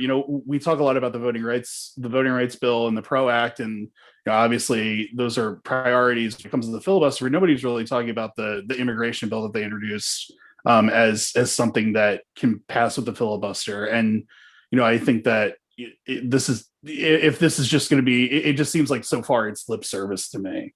I think the fact that they passed that path for citizenship for Dreamers and for temporary protected status folks is indicative, as a standalone bill, I think is indicative of, like, they realize we're not going whole hog on this. We're just not going to absolutely comprehensive immigration reform. We're gonna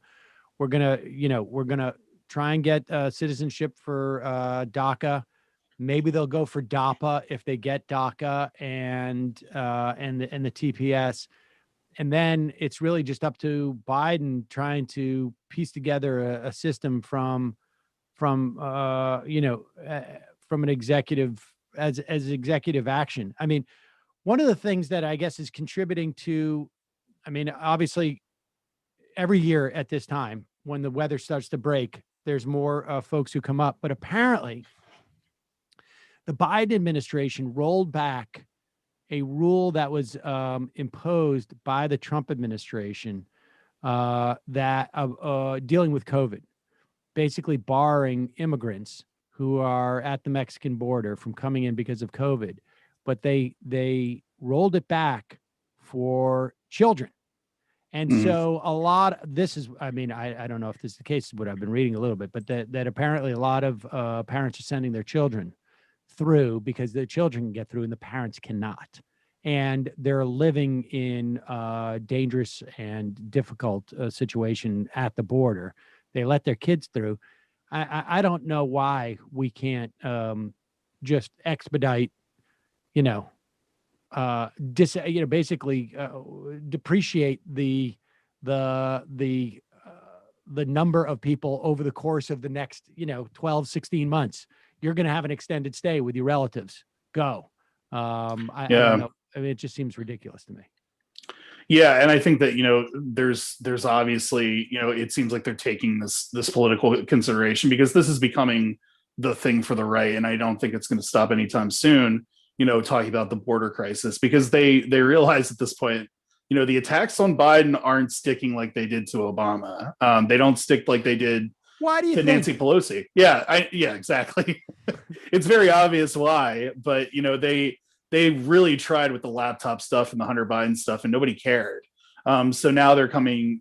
They're going to go full on, to this like border crisis thing, and like, see, Trump was right on the border, and it's it's very cynical, but I think this is going to be the major thing that they talk about in 2022, especially as we get a little bit farther from the relief package. But the problem they're going to have with that, well, there's two things that raises. One is I think they're going to have a real problem with that because they don't have the mechanism, it seems to me, to create the sense of crisis that they want to, in terms of like that, to really make this sell. I mean, if you're trying to convince people in Minnesota that their lake homes are in danger from a caravan, you really need like the president of the United States to be saying stuff like that. Like, right. Like it's like, I'm sorry that you're just not going to get the same movement. I think, right. I just don't think that you can create that same sense. And then the other thing that raises is like, how effed up is this country that it's so clear that, like, because Joe Biden is a white guy and maybe like an old white guy, that he is immune from like the things that would clearly be hobbling him if he was a she, or if he was black or Latino. Yeah, I mean, I think that the fact that this is, and I think it, I think that it's like 90% of it. And I think 10% is that, Biden, even if he's sort of co-signing, more spending and just sort of a more left position than he's ever had, just like, by signing the bill and by supporting it, he still has that like rhetoric thing where he just like, is still talking like he's in the 90s in a lot of ways.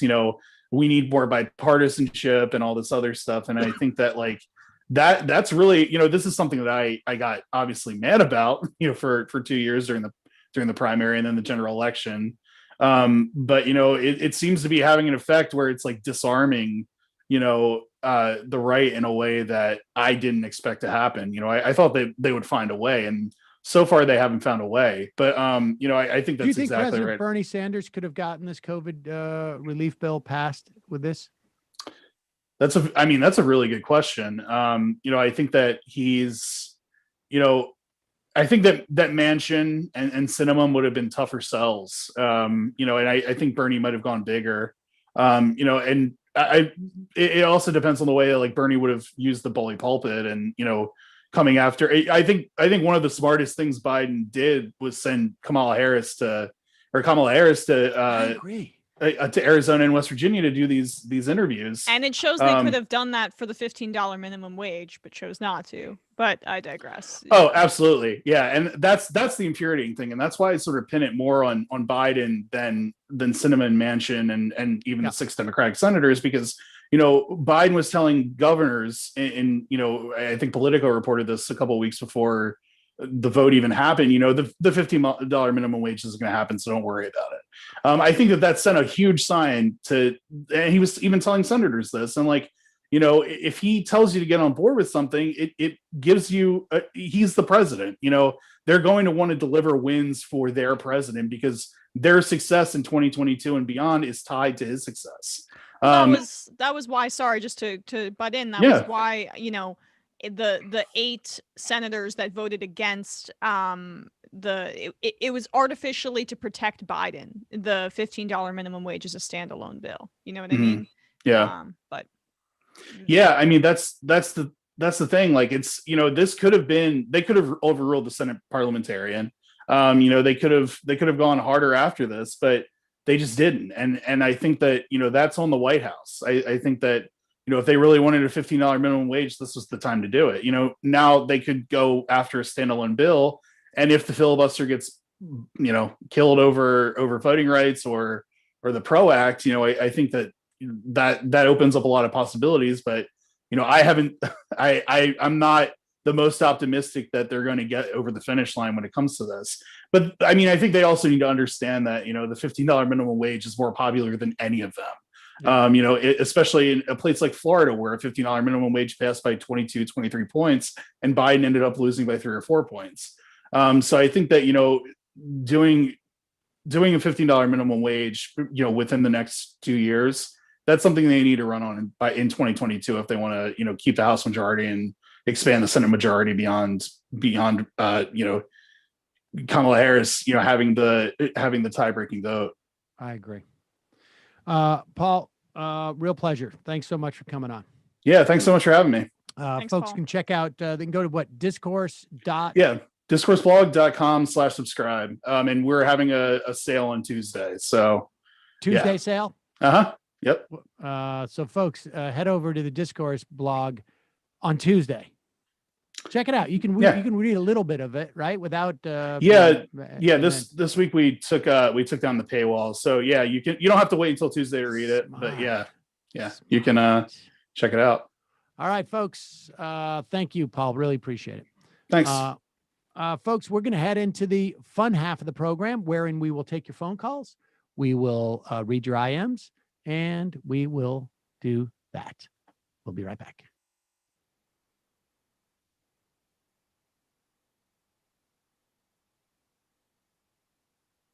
This is a cue for music.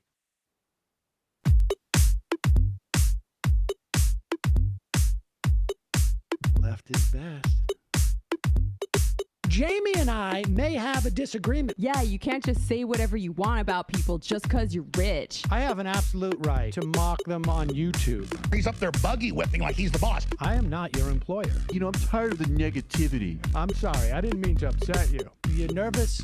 You're a little bit upset? You're riled up? Yeah, maybe you should rethink your defense of that, you fucking idiots. We're just going to get rid of you. All right. But dude.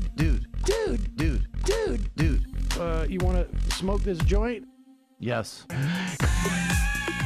Do you feel like you are a dinosaur?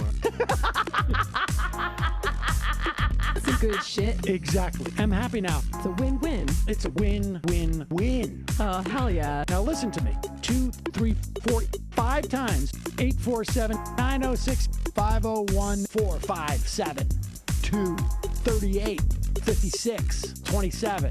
1/2. 5 eighths. 3.9 billion. Wow. He's the ultimate math nerd. Don't you see? Why don't you get a real job instead of spewing vitriol and hatred, you left-wing Limbaugh? Everybody's taking their dumb juice today. Come on, Sammy. Dance, dance, dance. Ooh.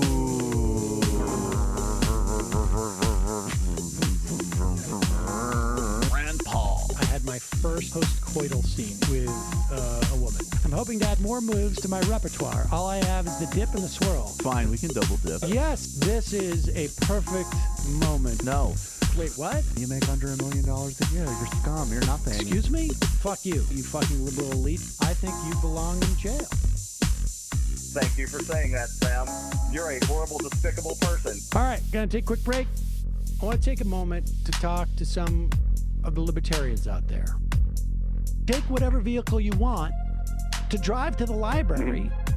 What you're talking about is jibber jabber. Classic. I'm feeling more chill already. Good. Donald Trump can kiss all of our asses.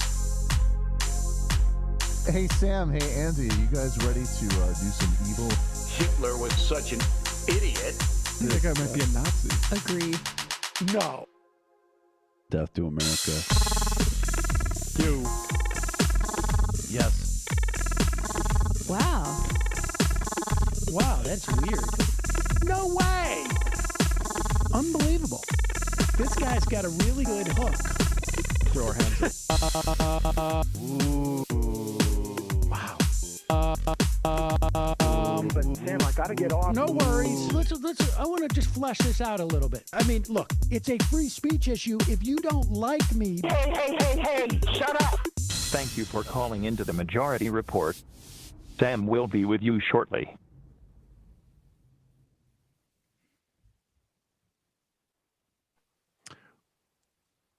am I muted now? No. No. Welcome to the fun half of the show, folks. Let's go to the IMs. Let's see. What do we got here? On Twitter yesterday, I saw a number of people pointing out in the evangelical term, sex addiction often refers to sex outside of marriage and or masturbation. I think the shooter referred to getting rid of temptations, which also seems to track with the evangelical location. Wait, were there 9 goals last night? No David Quinn, or am I looking at old IMs? That was not last night. That was the night before. So you are looking at old IMs, but yes, the New York Rangers scored 9 goals and shut out the Philadelphia Flyers on Wednesday evening. The first time they've scored 9 goals since 1998. Is that your sports moment? That was very faint, but yes. Cute. Really? Also, it's a little bit of contrived, but I mean, there's something up with your audio. We can't really hear it. You can't hear that? Zoom isn't friendly with sound drops. Son of a... So annoying.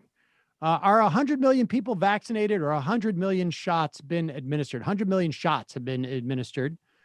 Let's see. It's not Posadas Thembo. It's not left laziness. It's your own laziness when it comes to reading theory that allows you to misunderstand the far left's fear of neoliberal normalization of giving up on big policy pushes. Do not lump us with Jimmy Dore and others. When you focus on the news, on what's good about something that passes, instead of centering the discourse on what is the progressive vision, you are shifting the Overton window, whether you realize it or not. I don't, I frankly, I mean, I mean, I think there is, I understand that, that theory that you're arguing. And, but I guess from my perspective, and I think, like, look, this is, part of the reason why we're looking for someone to come in and provide a counterbalance to this. But my perspective is that in the short term, harm reduction is important. And if you don't acknowledge or recognize what things are good and assess them as they are, I mean, it's a different thing. I mean, Right. I mean, it's just, I don't know what else to tell you. Like, I am not going to, I am not going to bring a perspective on any type of consistent basis that denies the benefits that people are getting. I mean, we said quite clearly, as a structural standpoint, there was nothing in this short of those $300 payments, which aren't even permanent yet. But I'm not going to deny that there's some benefit to people, because this is a daily show where we're analyzing these bills. And, a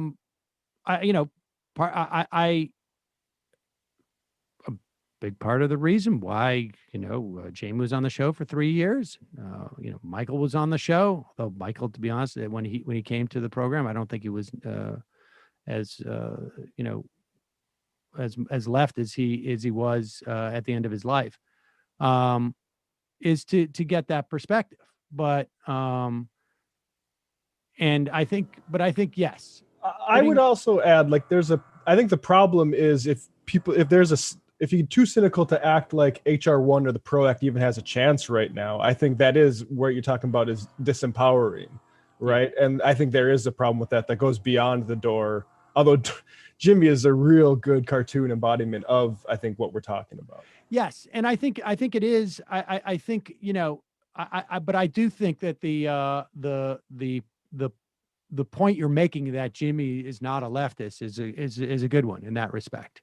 And he's not bringing any of that type of theory as to what you're saying. I mean, but what you're arguing there is that fundamentally the project of analyzing these bills on without always an ideological lens is contrary to a left ideology. And I mean, that may be the case. It's not, but and I agree. I mean, I think part of the reason why I want to bring somebody on to remind us on that occasion. But at the same time, like, that's not a daily show. I mean, it just isn't. Charlie Kirk Cameron. Emma, have you texted Tom Brady yet? Kinky Fried Amanda. I have not, but I don't even get what he's doing with that. He has, like, opened his messages. It's like some branding thing. What? Oh, I didn't even hear about that. He's like, gave out a number and you can text him, but I don't really know why. Kinky Fried Manuit. Greg is, somebody emailed Greg and asked if he can pivot away from Trump's treason and reappropriate the big lie parlance. Greg is a moron. A lot of these asylum seekers don't have a deep understanding of how thoroughly the U.S. has screwed their countries since they're busy trying to survive, says Dankata 69.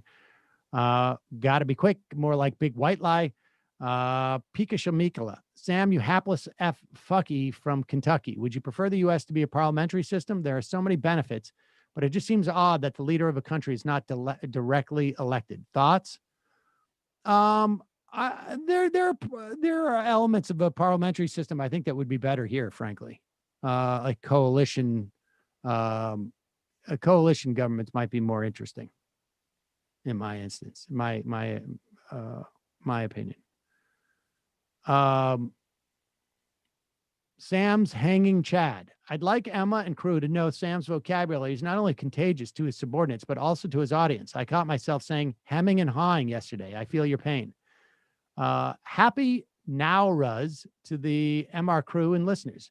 Nowruz is the Persian New Year celebrated in Iran and a lot of folks in the Middle East around the world for the spring equinox, which is Saturday on the 20th, by the way. Thank you, everybody's dad. Culturally Catholic. When are you going to have Hassan on? He would be a good fit for Fridays. We should do that. Christo, too. While the Random Rush segment has been permanently put to bed, Sam, you know you can beat on bongo during Limbaugh's old time. Looking forward to it. Yeah, I think we should do that. Dulce de Mochi. People underestimate the image of America. Hollywood propaganda spreads all over the world. Lots of people want to come here because they think the stuff is true. They don't know about our income inequality, homelessness, or opioid epidemic. Emma's Posit Fund, aka George from Santa Ana, California, new member here, joined yesterday to offset some of Emma's royalty fees to you, Sam. Some would say it's a win-win-win. Enjoying the show. Thanks to the crew for all your hard work. Thank you. Thank you. Dave Parrott. Sam, did you know that Kevin McCarthy never supported Biden's win? Cough, cough, BS. Emma's distant cousin. The unions at my school district, some high school kids and different parents were able to get to the school board to not go to 5 days a week for all kids going to in-school learning. The elementary school I clean and disinfect has the acronym THINK.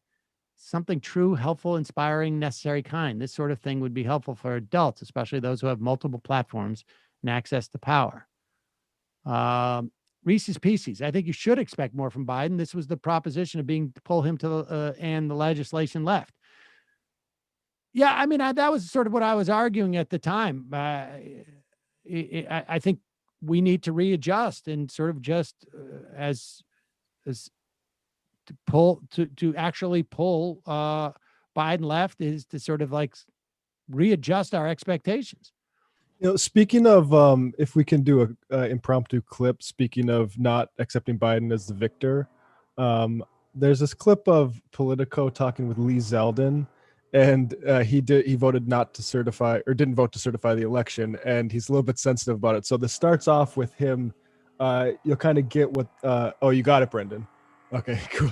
And this was a question we got from a lot of people that heard you were coming on the broadcast, and that is, can you unequivocally state that Joe Biden won the presidential election? And just to remind viewers, you voted against certifying the results in Arizona and Pennsylvania. Can you unequivocally state that?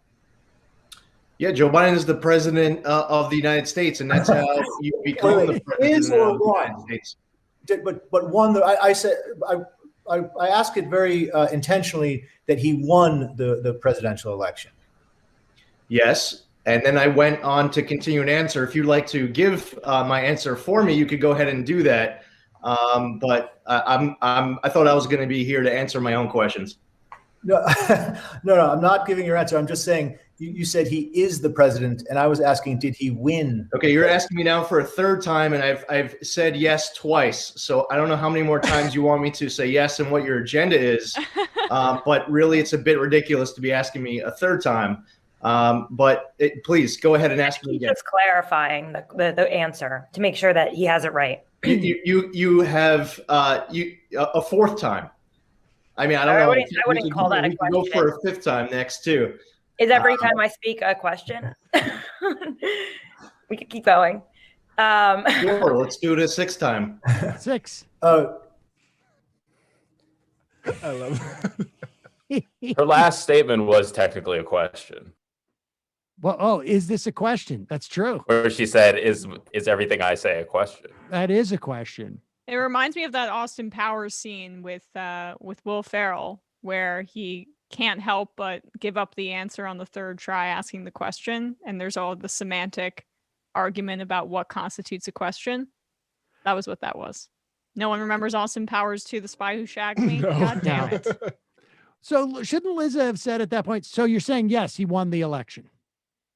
That's what I would like to. I mean, I've already said. Those type of things are just like, I mean, it's funny, but it's like, where's the value in the end of that? Like, we know these guys are lunatics. Yeah. There is Although- no value, but this is what they do every time. Like, will you, sorry, Matt, but it was the same thing during the Trump era.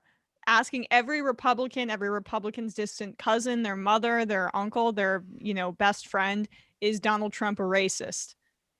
Every time. That was like the default question of people in mainstream media of Republican politicians. Yeah, I'll just say if I could get any Republican on a Zoom call that didn't certify the election, I would just troll them about that endlessly. Yes, So.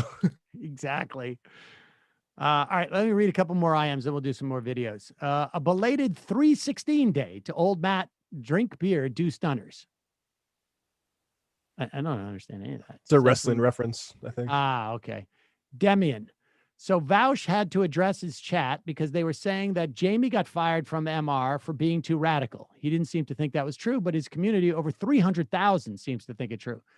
I don't want to go into it too much, but I can tell you that aside from the fact that Vaush had to address his chat, which I'll take your word for, and beside the fact that there are 300,000, Jamie did not get fired for being too radical. So I would say like only the part that Vaush had to address his chat was accurate. Beat the Reaper. In fact, for most of American history, immigrants could enter the United States without official permission and not fear criminal prosecution by the federal government. That changed in 1929. How crossing the U.S.-Mexico border became a crime, April 30th, 2017. I don't know what you're citing. Okay, and a couple more. You guys are great at keeping the circular firing squad going, for fuck's sake. I don't even know what that means. Married to Mothra, still want to catch a charge. Dixon, you manlet. I don't get that either. 100 million people okay, now we're caught up. Okay. Just a heads up for anyone looking to get vaccinated lives near a reservation.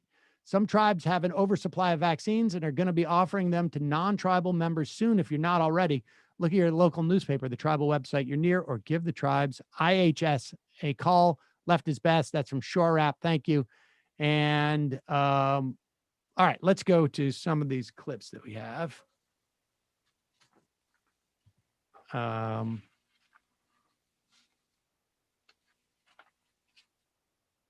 This is Mondaire Jones, recently elected in New York 17. You remember Elliot Engel? That's Jamal Bowman. His race was I can't remember. Nita Lowry, and it was like that incredibly crowded primary with that trust fund baby who outspent him by many times, and Mondaire Jones was victorious. Nita Lowry ended up resigning or not running for re-election. Here is Mondaire Jones talking about allowing a pathway to citizenship for Dreamers and also temporary protected status, folks. Thank you, Madam Speaker. I swear, sometimes I stand in this chamber and I feel like I'm in the twilight zone listening to a number of my Republican colleagues espouse white supremacist ideology to denigrate our dreamers, our wonderful dreamers. I'm over here standing with the clear understanding that this bill does not go far enough. I want to share the story of a constituent of mine, Mr. Paul Blest of our Spring Valley, New York community, who was deported to Haiti, a country where he had never even been, in apparent defiance of the president's 100-day executive order. We need a bill that goes further. I'm going to vote for this, but we need a bill that goes further, that forgives people who make mistakes. And Mr. Blest, in his case, made a mistake in his early 20s. We need a bill that allows him to return home. And I'm going to be fighting for that moving forward. I yield the balance of my time. Thank you, Madam. Good for him. Yeah, because the House bill that was passed, it was basically a compromise piece of legislation. I think it did get a few Republican votes, if I remember. It was larger than the usual threshold. But unlike the Biden bill that they're trying to, I guess, negotiate with or trying to get through, that provides 11 million people with the pathway to citizenship. The bill that was just passed in the House is basically just mostly targeting dreamers and then farm workers, and it's 4.5 million people. on a pathway to citizenship. So it's a significant downgrade, and I believe that's what he's referencing there. How that wasn't enough. I feel like this is a sign too that they're not going to tackle the issue straight on. This is all going to be just chipping away, and it's going to be a. Well, I mean, the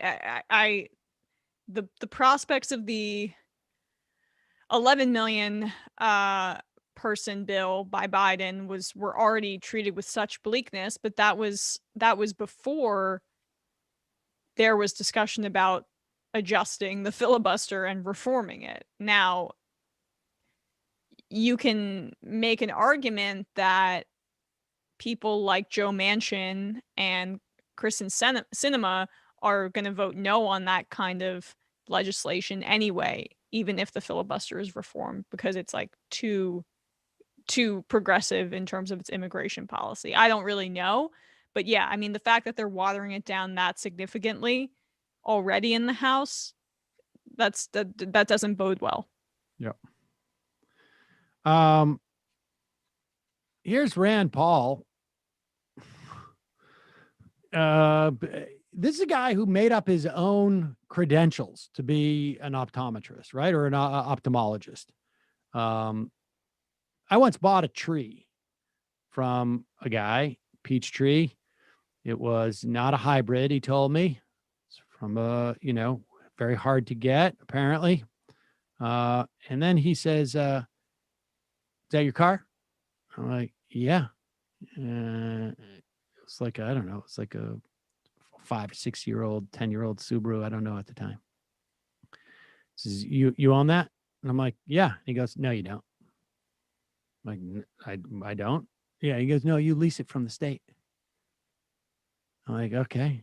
And he goes, you think you're a citizen of the United States? No. Yeah. He goes, yeah, you're not. You're a citizen of New York State. He was a big Ron Paul fanatic. But here is Ron Paul's son questioning Dr. Fauci's recommendations to stem the COVID spread. Given that no... Oh, what's going on? Studies have shown significant numbers of reinfections of patients previously infected or previously vaccinated. What specific studies do you cite to argue that the public should be wearing masks well into 2022? I'm not sure I understand the connection of what you're saying about masks and reinfection. We're talking about people who have never been infected before. You're telling everybody to wear a mask, whether they've had an infection or a vaccine. What I'm saying is they have immunity, and everybody agrees they have immunity. What studies do you have that people that have had the vaccine or have had the infection are spreading the infection? If we're not spreading the infection, isn't it just theater? No, it's not. not. The vaccine and you're wearing 2 masks. Isn't that theater? No, that's not. Here we go again with the theater. Let's get down to the facts. Okay, the studies that you quote from Crotty and Sete look at in vitro examination of memory immunity, which in their paper they specifically say this does not necessarily pertain to the actual protection. It's in vitro. And what studies can you point to that show significant reinfection? There are no studies that show just let me finish the response to your question, if you please. The other thing is that when you talk about reinfection and you don't keep in the concept of variants, that's an entirely different ballgame.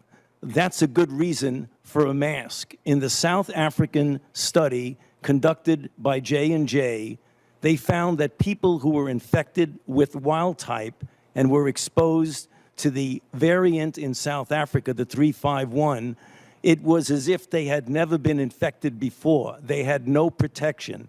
So when you talk about reinfection, you've got to make sure you're talking about wild type. I agree with you that you very likely would have protection from wild type for at least 6 months if you're infected. But we in our country now have variants that are circulating. Significant reinfection. So he's hung up on the study about reinfection there, right? That's what he's trying to hammer Fauci on, as if there isn't significant evidence that you can get reinfected by COVID-19. Well, no, I mean, what Fauci is saying, there's two things. One is Fauci saying that the study that he is citing is not the study that he thinks it is. And so then Paul is saying, well, then show me a study that says that you can get reinfected. And Fauci's point is this, is that it is likely that if you have and look, there's so much they don't know. Right. So there, people are being cautious, and I know someone who's been reinfected. Right. Well, but you want to err on the side of being safe. But Fauci is saying it is likely that, not 100%, it is likely that if you have been infected, that you will have immunity for 6 months. Likely. And it's also a function of just how seriously you were infected, et cetera, et cetera. It is also even more likely that if you have been vaccinated, you will also have immunity. But what he's trying to make clear is that there are multiple types of COVID-19 that exist now in the world. There is the wild type, which is the kind that we initially were dealing with. Now in this country, we're seeing rises from what is the B117 variant that was first recognized in the UK. But there's also a variant in South Africa that is even more onerous, if you will. Can't remember the name of the of that variant. And what Fauci is saying is that to use the word reinfection is incorrect, because you are talking about being reinfected by the wild type. He says it's likely that you cannot be reinfected or will not be reinfected by the wild type. But it is definitely possible that you be reinfected, or you will not be reinfected because you will be infected for the first time by a COVID variant. That is a variant of COVID, so we refer to it that way. But maybe for idiots like Rand Paul, you need to call it something completely different. But you are, in a way, calling it something different, but it's just not big enough. So maybe you just call it Crovid or COVID or something like that. So he can't get up there and say you're being reinfected. I mean, the point is, until we get fully vaccinated in any society, and then even like then it's really the world, you're going to want to err on the side of caution.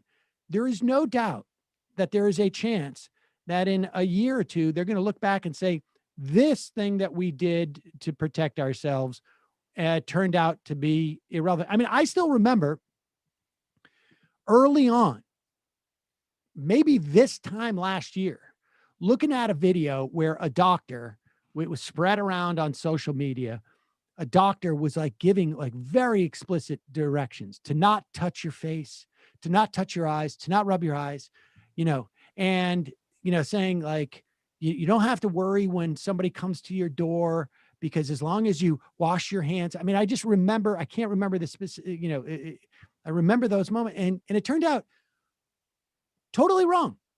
That touching stuff, short of someone like licking this microphone and then me coming by and licking the microphone, moments later. Lovely image, Sam. Yes. Thank you. I mean, it happens. I mean, we do that every day at work, but we do that all the time at work, but we just make sure that we're staying with our own microphones. Yeah. But I will not get it. And we were fortunate on this program. We had two epidemiologists who came on, by April, who were like, I think it's air. I think the three things that you have to worry about are air, and air, I think was the quote. And it turns out to be that way. But they still don't know what's up with SARS. They still don't know what's up with any of it. I mean, the bottom line, the one thing, and this is the thing that I spoke to David Wallace Wells about this for that interview show I'm doing for Peacock. It came down to, we needed to react quicker. If we wanted to stem this, we needed to react it quicker. And now all we're doing in many ways is just bailing water.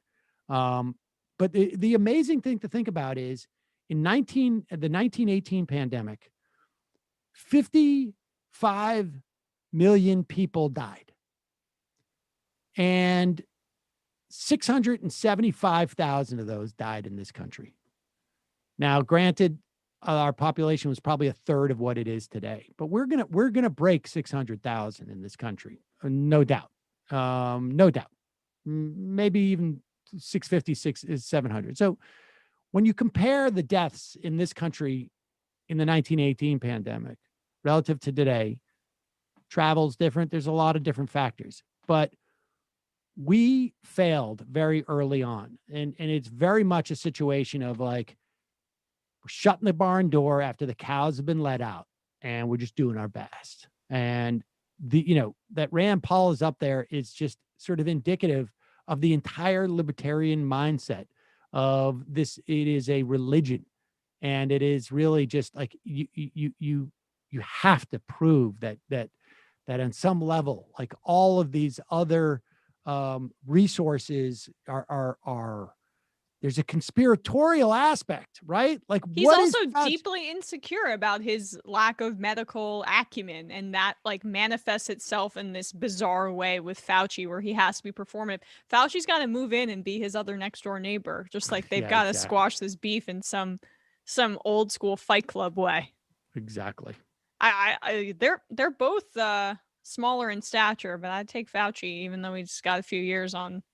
Well, I like the version of Fauci that doesn't have to worry about Donald Trump when he talks to these senators at this point. Fauci Unchained.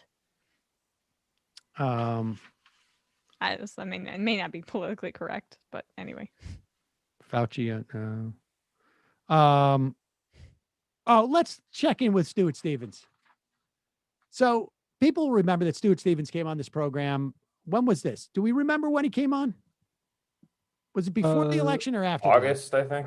August. And then Stuart Stevens on because, he wrote a book that was supposedly sort of the most contrite. And he was a nice man. Came on. And let's play this clip from Mehdi Hassan. He was on the Mehdi Hassan show. And I found this sort of amusing. This, of course, a lot of things have happened with the Lincoln Project that have been exposed since August. But I do have to ask you about the Lincoln Project while I have you, which in recent weeks was rocked by allegations of a cover-up of sexual misconduct by one co-founder, side deals worth millions of dollars to its principals, plus a variety of other recriminations, accusations, departures, resignations. Last month, Kurt Bardella, who was a Lincoln Project advisor like you, tweeted, quote, "Just shut it down already. It's over." And another ex-advisor, Susan Del Percio, she told me on this show last week, well, have a listen to what she said.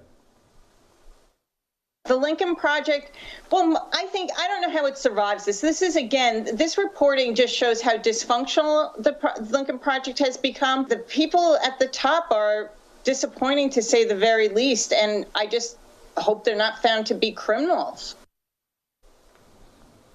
Stuart, your own former advisors are hoping you're not criminals and calling for you to be shut down. Where does that leave your organization? I couldn't disagree with that more. I think it's an absurd allegation. The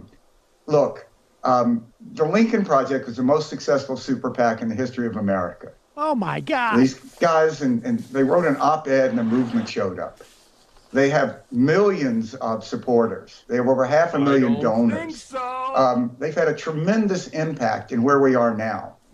And I think that this idea that somehow or another that you expected the Lincoln Project to be something that would be like a perfect organization is unrealistic.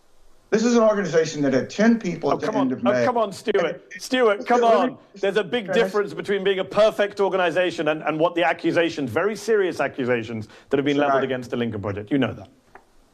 Let me talk, please.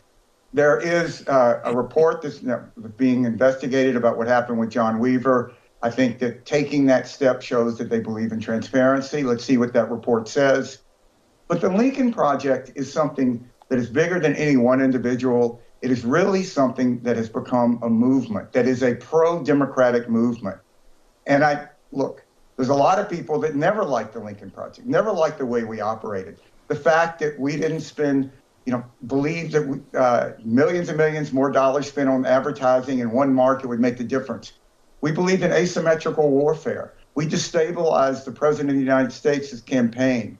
I think that what we did, the effectiveness of it, speaks for itself. And that's going to continue. And look, this country needs the Lincoln Project. We desperately need a vehicle for people to come together.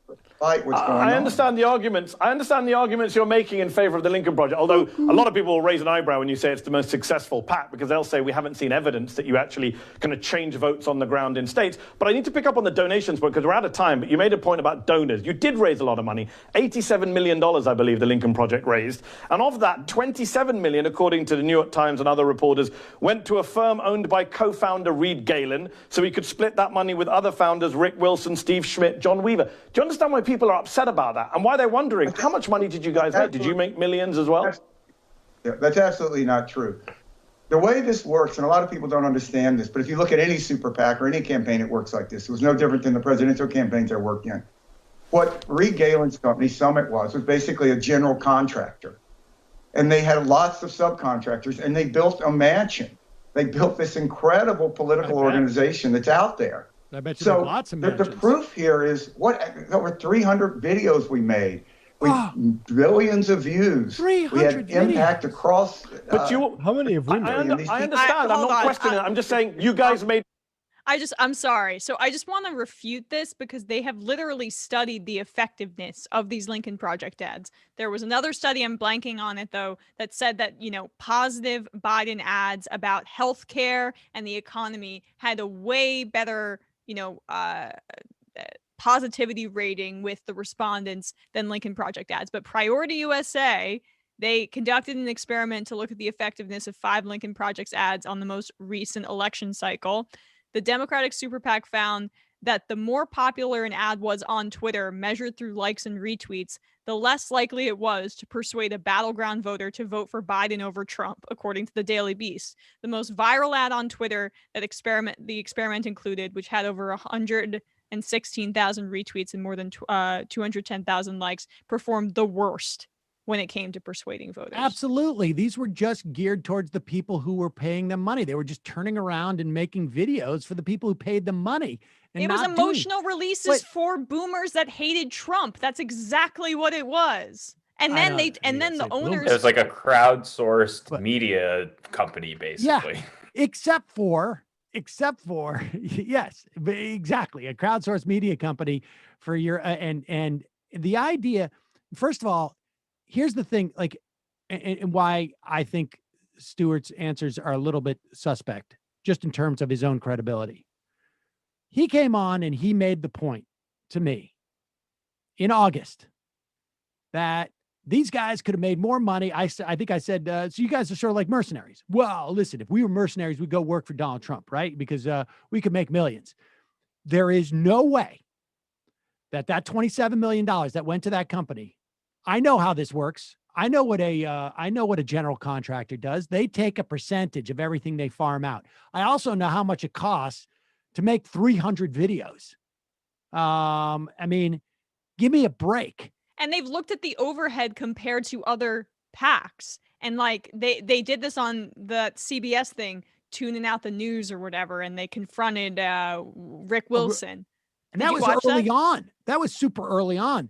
I mean, they found that 80% of or nearly 90% of the funds they went to overhead, which was also, going to swanky hotels, going to rooftop bars. No doubt. It's just going directly to the founders, etc. It was a grift. And let's be also clear. Not only do I have no doubt that the principals made millions of dollars, they also, if they hadn't had this situation where apparently one of them was a predator, or at least enough to launch an investigation, they would have gone on to leverage that money as the seed money for an entire media enterprise.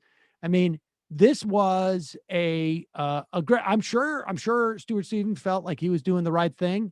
But I mean, he is now sort of hanging on in the same way that he would protecting a campaign. Good for him, though. He's the only one who probably go on that show and at least address the criticism. The rest of them are just sitting home rolling around in their money. It was so transparent at the time. And, there's not much more I love than being vindicated. And I very much have gratification about the debates I'd have with liberals about how much good the Lincoln Project ads were doing in order to persuade voters. And it doesn't matter that they were Republicans in the Bush administration. They've turned the corner and they're working to get this monster out of office. Turns out they were just stealing people's money and didn't do anything to get Trump out of office, and actually were creating a very toxic enterprise in the process. Let's watch this testimony from the Capitol Police. I guess it was like 16 Republicans who voted against like giving an award to some of the Capitol policemen. I mean, look, I'm not here to celebrate police, but a lot of these guys were just sort of caught. But they're there to celebrate police. Yes, the Republicans. Exactly. Like Marjorie Taylor Greene voted against it. Matt Gaetz, a few more. Here is this is of course we recall Ron Johnson, who was not afraid of any of these folks in the Capitol building because he's white and they were white, according to Ron Johnson. Here is Capitol Police Officer. Is this Henry Dunn? Is his name? Yeah, on what the folks storming the Capitol had said to him.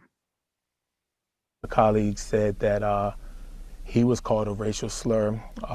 He was carrying a rifle, a long gun that day, and a group of terrorists came to him and said, "You think you're a tough N-word with that gun? Put that gun down and we'll show you what type of N-word you really are." And nobody deserves that. Nobody deserves to be talked to like that, but especially this guy. He did not deserve. Yeah, it was rough. I mean, that's why Ron Johnson felt safe. He knew those guys had his back. Of course.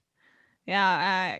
Now we know where their allegiances lie when those Trump supporters, when they have their thin blue line flags in the back of their cars or whatever. It's first racism, then if their racist beliefs don't get in the way, then they'll support the police. I mean, the truth is, I think a lot of white people, if outside of a racial other, they don't like the cops either, right? They're like, they annoy them when they're speeding or not wearing their seatbelt mainly. But when all of a sudden you have a minority population that they've been particularly trained to be afraid of, it's like, thank God we have these people here now. And that's the entire context Johnson is speaking to. Well, I would also add that these people, for the most part, have never experienced the police as a form of control, as opposed to a form of protection. And, it's like that guy who got arrested in the airport. It was like, you're treating me like a black guy. Do you remember that, where he got arrested? And yeah, it used to be a sound drop. You're treating me like an effing black guy. Yeah. And I think that's what these guys experienced. Like, wait a second. The cops, you cops are not supposed to be here to control us. You're here to protect us. That's what we've hired you for. And they didn't particularly like it when they were being prevented by cops, and particularly a black cop, I would imagine, was like sort of like double the indignation. Bullprog on the IM. The stories that will come out of Minneapolis are going to make The Wire look like beat cops. Keep in mind, though, that the protest at George Floyd Square is based around black liberation. I'm not sure exactly. I know what that's going to be. We are not taking calls today, Triangle Bill. I'm sorry. Cheney from Florida. Hey, Sam, my dad is listening with me for the first time and wanted to know, what is your opinion of Ron DeSantis' unhinged state of the state? I think DeSantis is going to be one of those guys he's going to be a contender in 2024 for the Republican nomination. And their narrative will be how well he handled COVID. Yep. Sam Cedar bra salesman. When Biden fires staffers for smoking weed, his catchphrase is, "Come on, Jack, grass is whack." Nick from PA. I'm interviewing a Senate candidate for my podcast. Any tips? It's called Non-Applicable. Any tips? No. I mean, come up with a series of questions that you want to ask, but then listen and be willing to deviate from that plan. Bullprog. Disco Stew. Please discuss the recently released intelligence report on Russian election interference. At some point, we have to be honest. The Russia story was largely true all along. Seems like an opportunity to use foreign policy against conservatives. They're literally traitors. Well, I mean, I think it was quite clear that there was Russian election interference from, even from the Mueller report. The question is like, sort of how significant was it? And then the other issue is like, we do it too. I mean, there was a report released from HHS where we are trying to convince, I think it was it Brazil that I think that they should not take they shouldn't take the Russian vaccine. Yeah, we should use it as an opportunity to try to get a handle on intelligence services, not to use it as a cudgel for a partisan, war, I think. Flair Child. On Inauguration Day, I got a shofar for my pregnant wife and future baby Vivian. Well, Sam, you said I was getting ahead of it, and you were right. She came early, and she's the best, littlest girl in the world. Thanks for the shofar and letting me share my good news. Well, one more for Vivian showing up.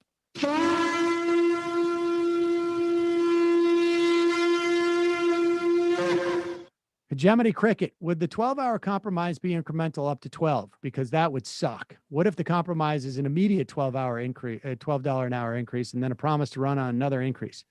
I just want to hear your thought. I mean, I have no idea what it is. When I say that, I'm just speculating because, maybe I'm a little jaded and cynical, but, at best, I think we can hope for something to that effect. Like it goes up to 12 immediately. And,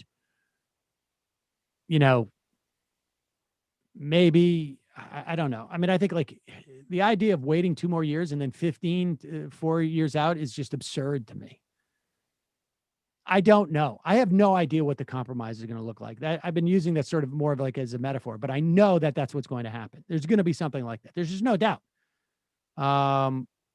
And that is, and again, I still contend that the reason why you had 8 senators vote it down was to protect Joe Biden from that decision that he made not to hold the parliamentarian accountable.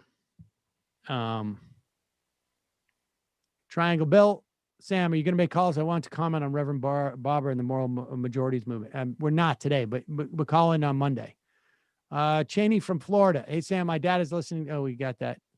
My dad wants a shofar if that's possible. All right, we'll give one for you, Dad.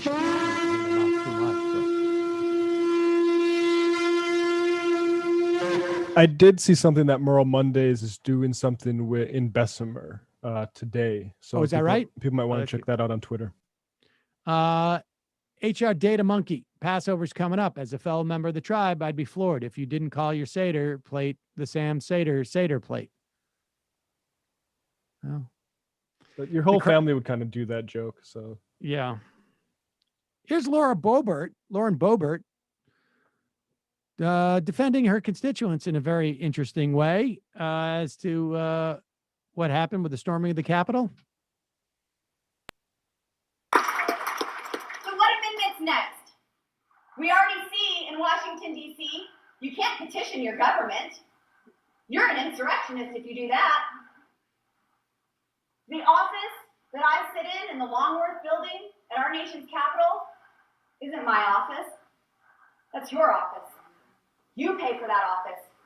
And Nancy Pelosi won't let you come and petition your government. Speak to me in your office. How disgraceful is that?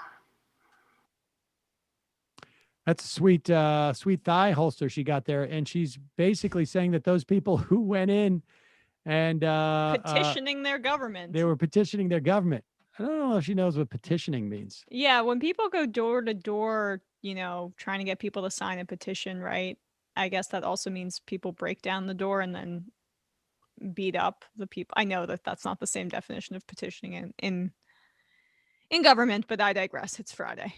Do we get to go into her office? Can we walk into her office at any time? Because it's my office too.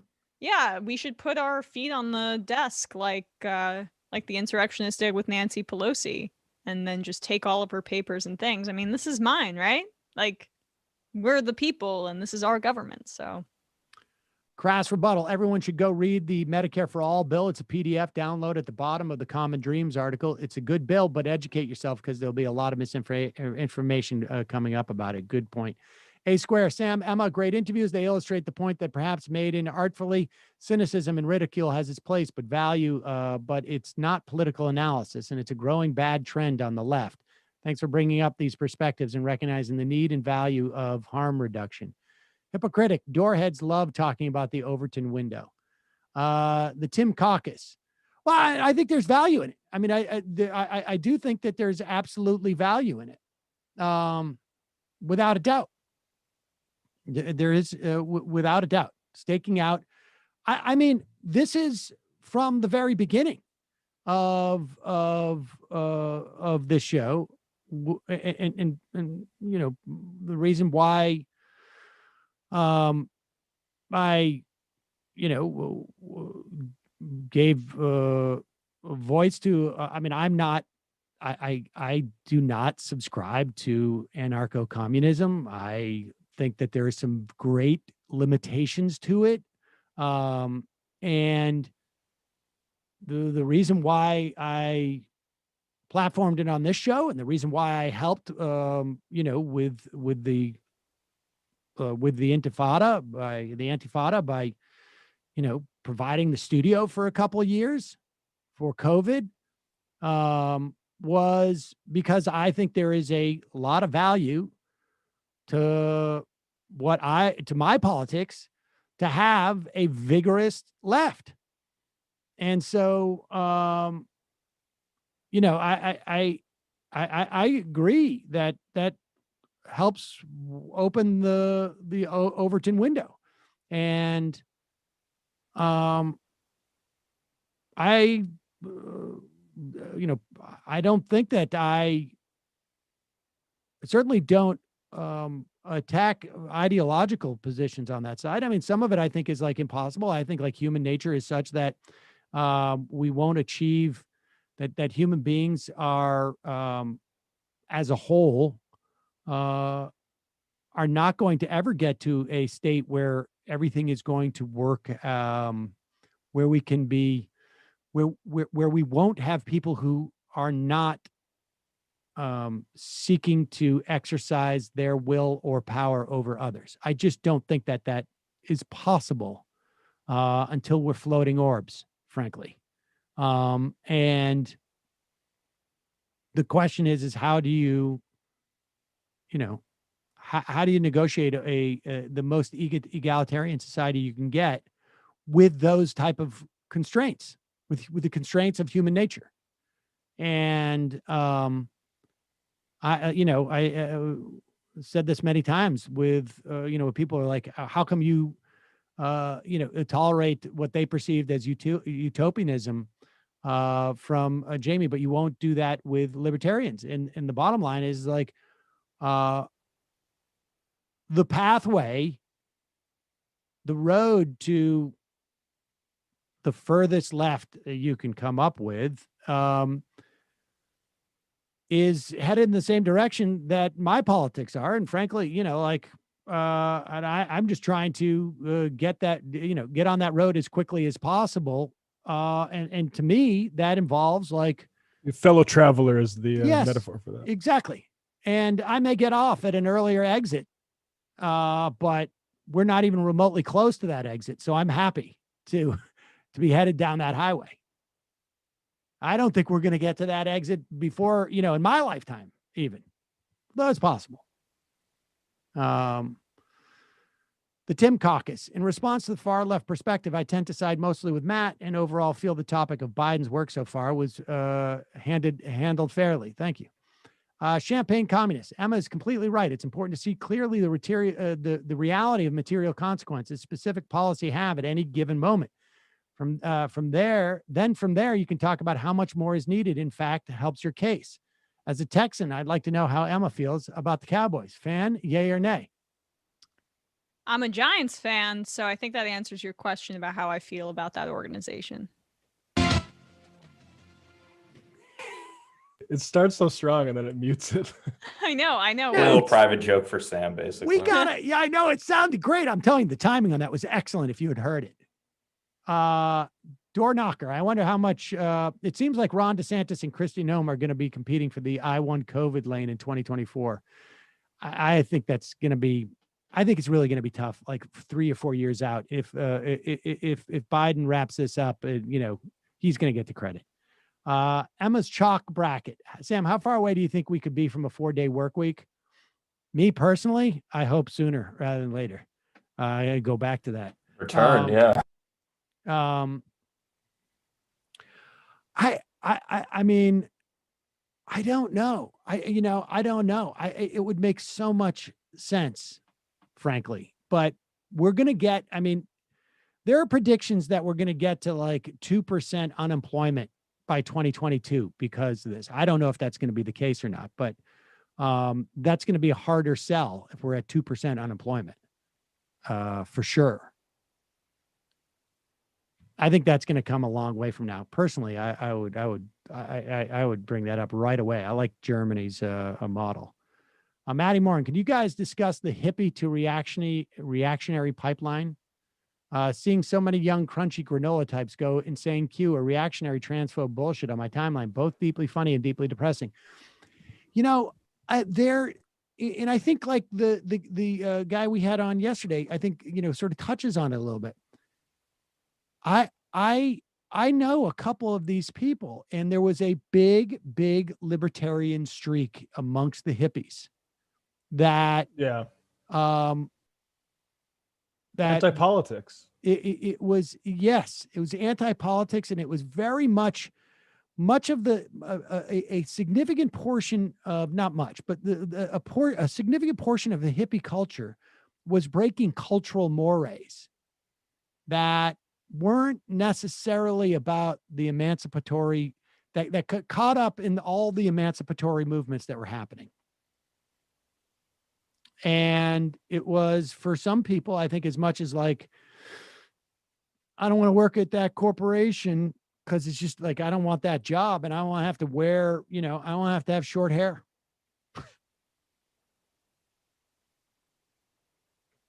NASA Possum can confirm the previous commentator's point on people from other countries not knowing much about how the U.S. actually is. Having hosted multiple exchange students studied abroad, all folks tend to know is from TV movies. No idea how rural and conservative most of the U.S. is. And again, same can be turned around about Americans in other countries. A lot we don't know about each other. Rural Russia, for example, is absolutely incredible. Birch punk plus diesel punk all in one. That's a great point.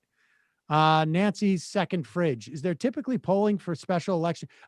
You can see it in the fact that for a long time, we've had net immigration from Mexico because people get here, they stay for a while and they go back. Nancy's second fridge. Is there typically polling for special elections? Any expectations for those being done for Nina Turner's? Generally not, because nobody wants to pay the money for it because there's not enough interest. Winnipeg Craig, Lee Zeldin looks as if Mark Zuckerberg had scurvy. All right, 5 more of these. Sam, we've endured decades of moronic GOP culture war garbage with Seuss, Potato Head, WAP, etc. Is this the dumbest era of the culture war? I feel like it can always get dumber. Congressional baseball fan. Really interesting that this controversy over Dr. Seuss playing out exactly the same time that the new Tom and Jerry movie came out. And we've seen absolutely zero discussion of the racist origins of that cartoon, which constantly featured a stereotypical mammy character, as well as blackface gags. The NAACP campaigned against the Hanna-Barbera studio over the racist depictions in their cartoons in the 40s. Ultimately, the studio stopped Mammy character in 1953, but only after black voice actress left the job to work in TV. It's almost like the conservative outrage industry doesn't actually care about the history of racism in children's entertainment. Somebody should make a account that purports to be a conservative account, trying to uncancel all this stuff and just post all of it and try to see who they can bring along to uncancel the original Tom and Jerry. Oh, that's instance. a great idea. That's a great idea. Hold up. So Lauren Boebert is cosplaying as Laura Croft now with some thigh holster. She could be seeing the same audience as Tulsi. Probably. Social dads dancing. Was the Chinese Exclusion Act white supremacy?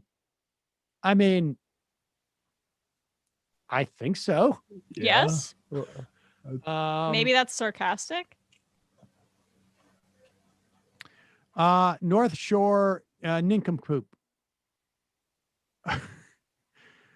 Sorry, but the Lincoln Project is incredibly successful. The goal was to grift gullible liberals out of millions of dollars and build a media profile. They did that. All right, fair enough. Bear at home, too. What about Jeff from Georgia filling the spot? Media historian, I believe you when you say Jamie wasn't fired, Sam, but wouldn't you admit that if you were ever to fire any of your employees, it would probably be indistinguishable from the audience perspective, from the happy, good process, goodbye, we just witnessed? No. I don't know. There's been people I've let go from the show. I don't know if we did that. Maybe. Catch up. Obama lost Georgia and Arizona in 2008. Bottom structure on the subject of parliamentary in the United States. What are your thoughts on separating the domestic and international responsibilities of the president into two positions, president and prime minister? I have never given that a thought. Don't worry, Emma. I remember Austin Powers, Pat from KCK. And the final IM of the day from Tony Soprano. It's final IM of the week. Just like my favorite snack, Lincoln Log sandwich. The Lincoln Project is made up of a bunch of weenies slathered in cheese. Okay, folks. See you on Monday. It might take all the strength I got to get to where I want, but I know somehow I'm gonna get there. I wasn't looking when I just got caught between the truth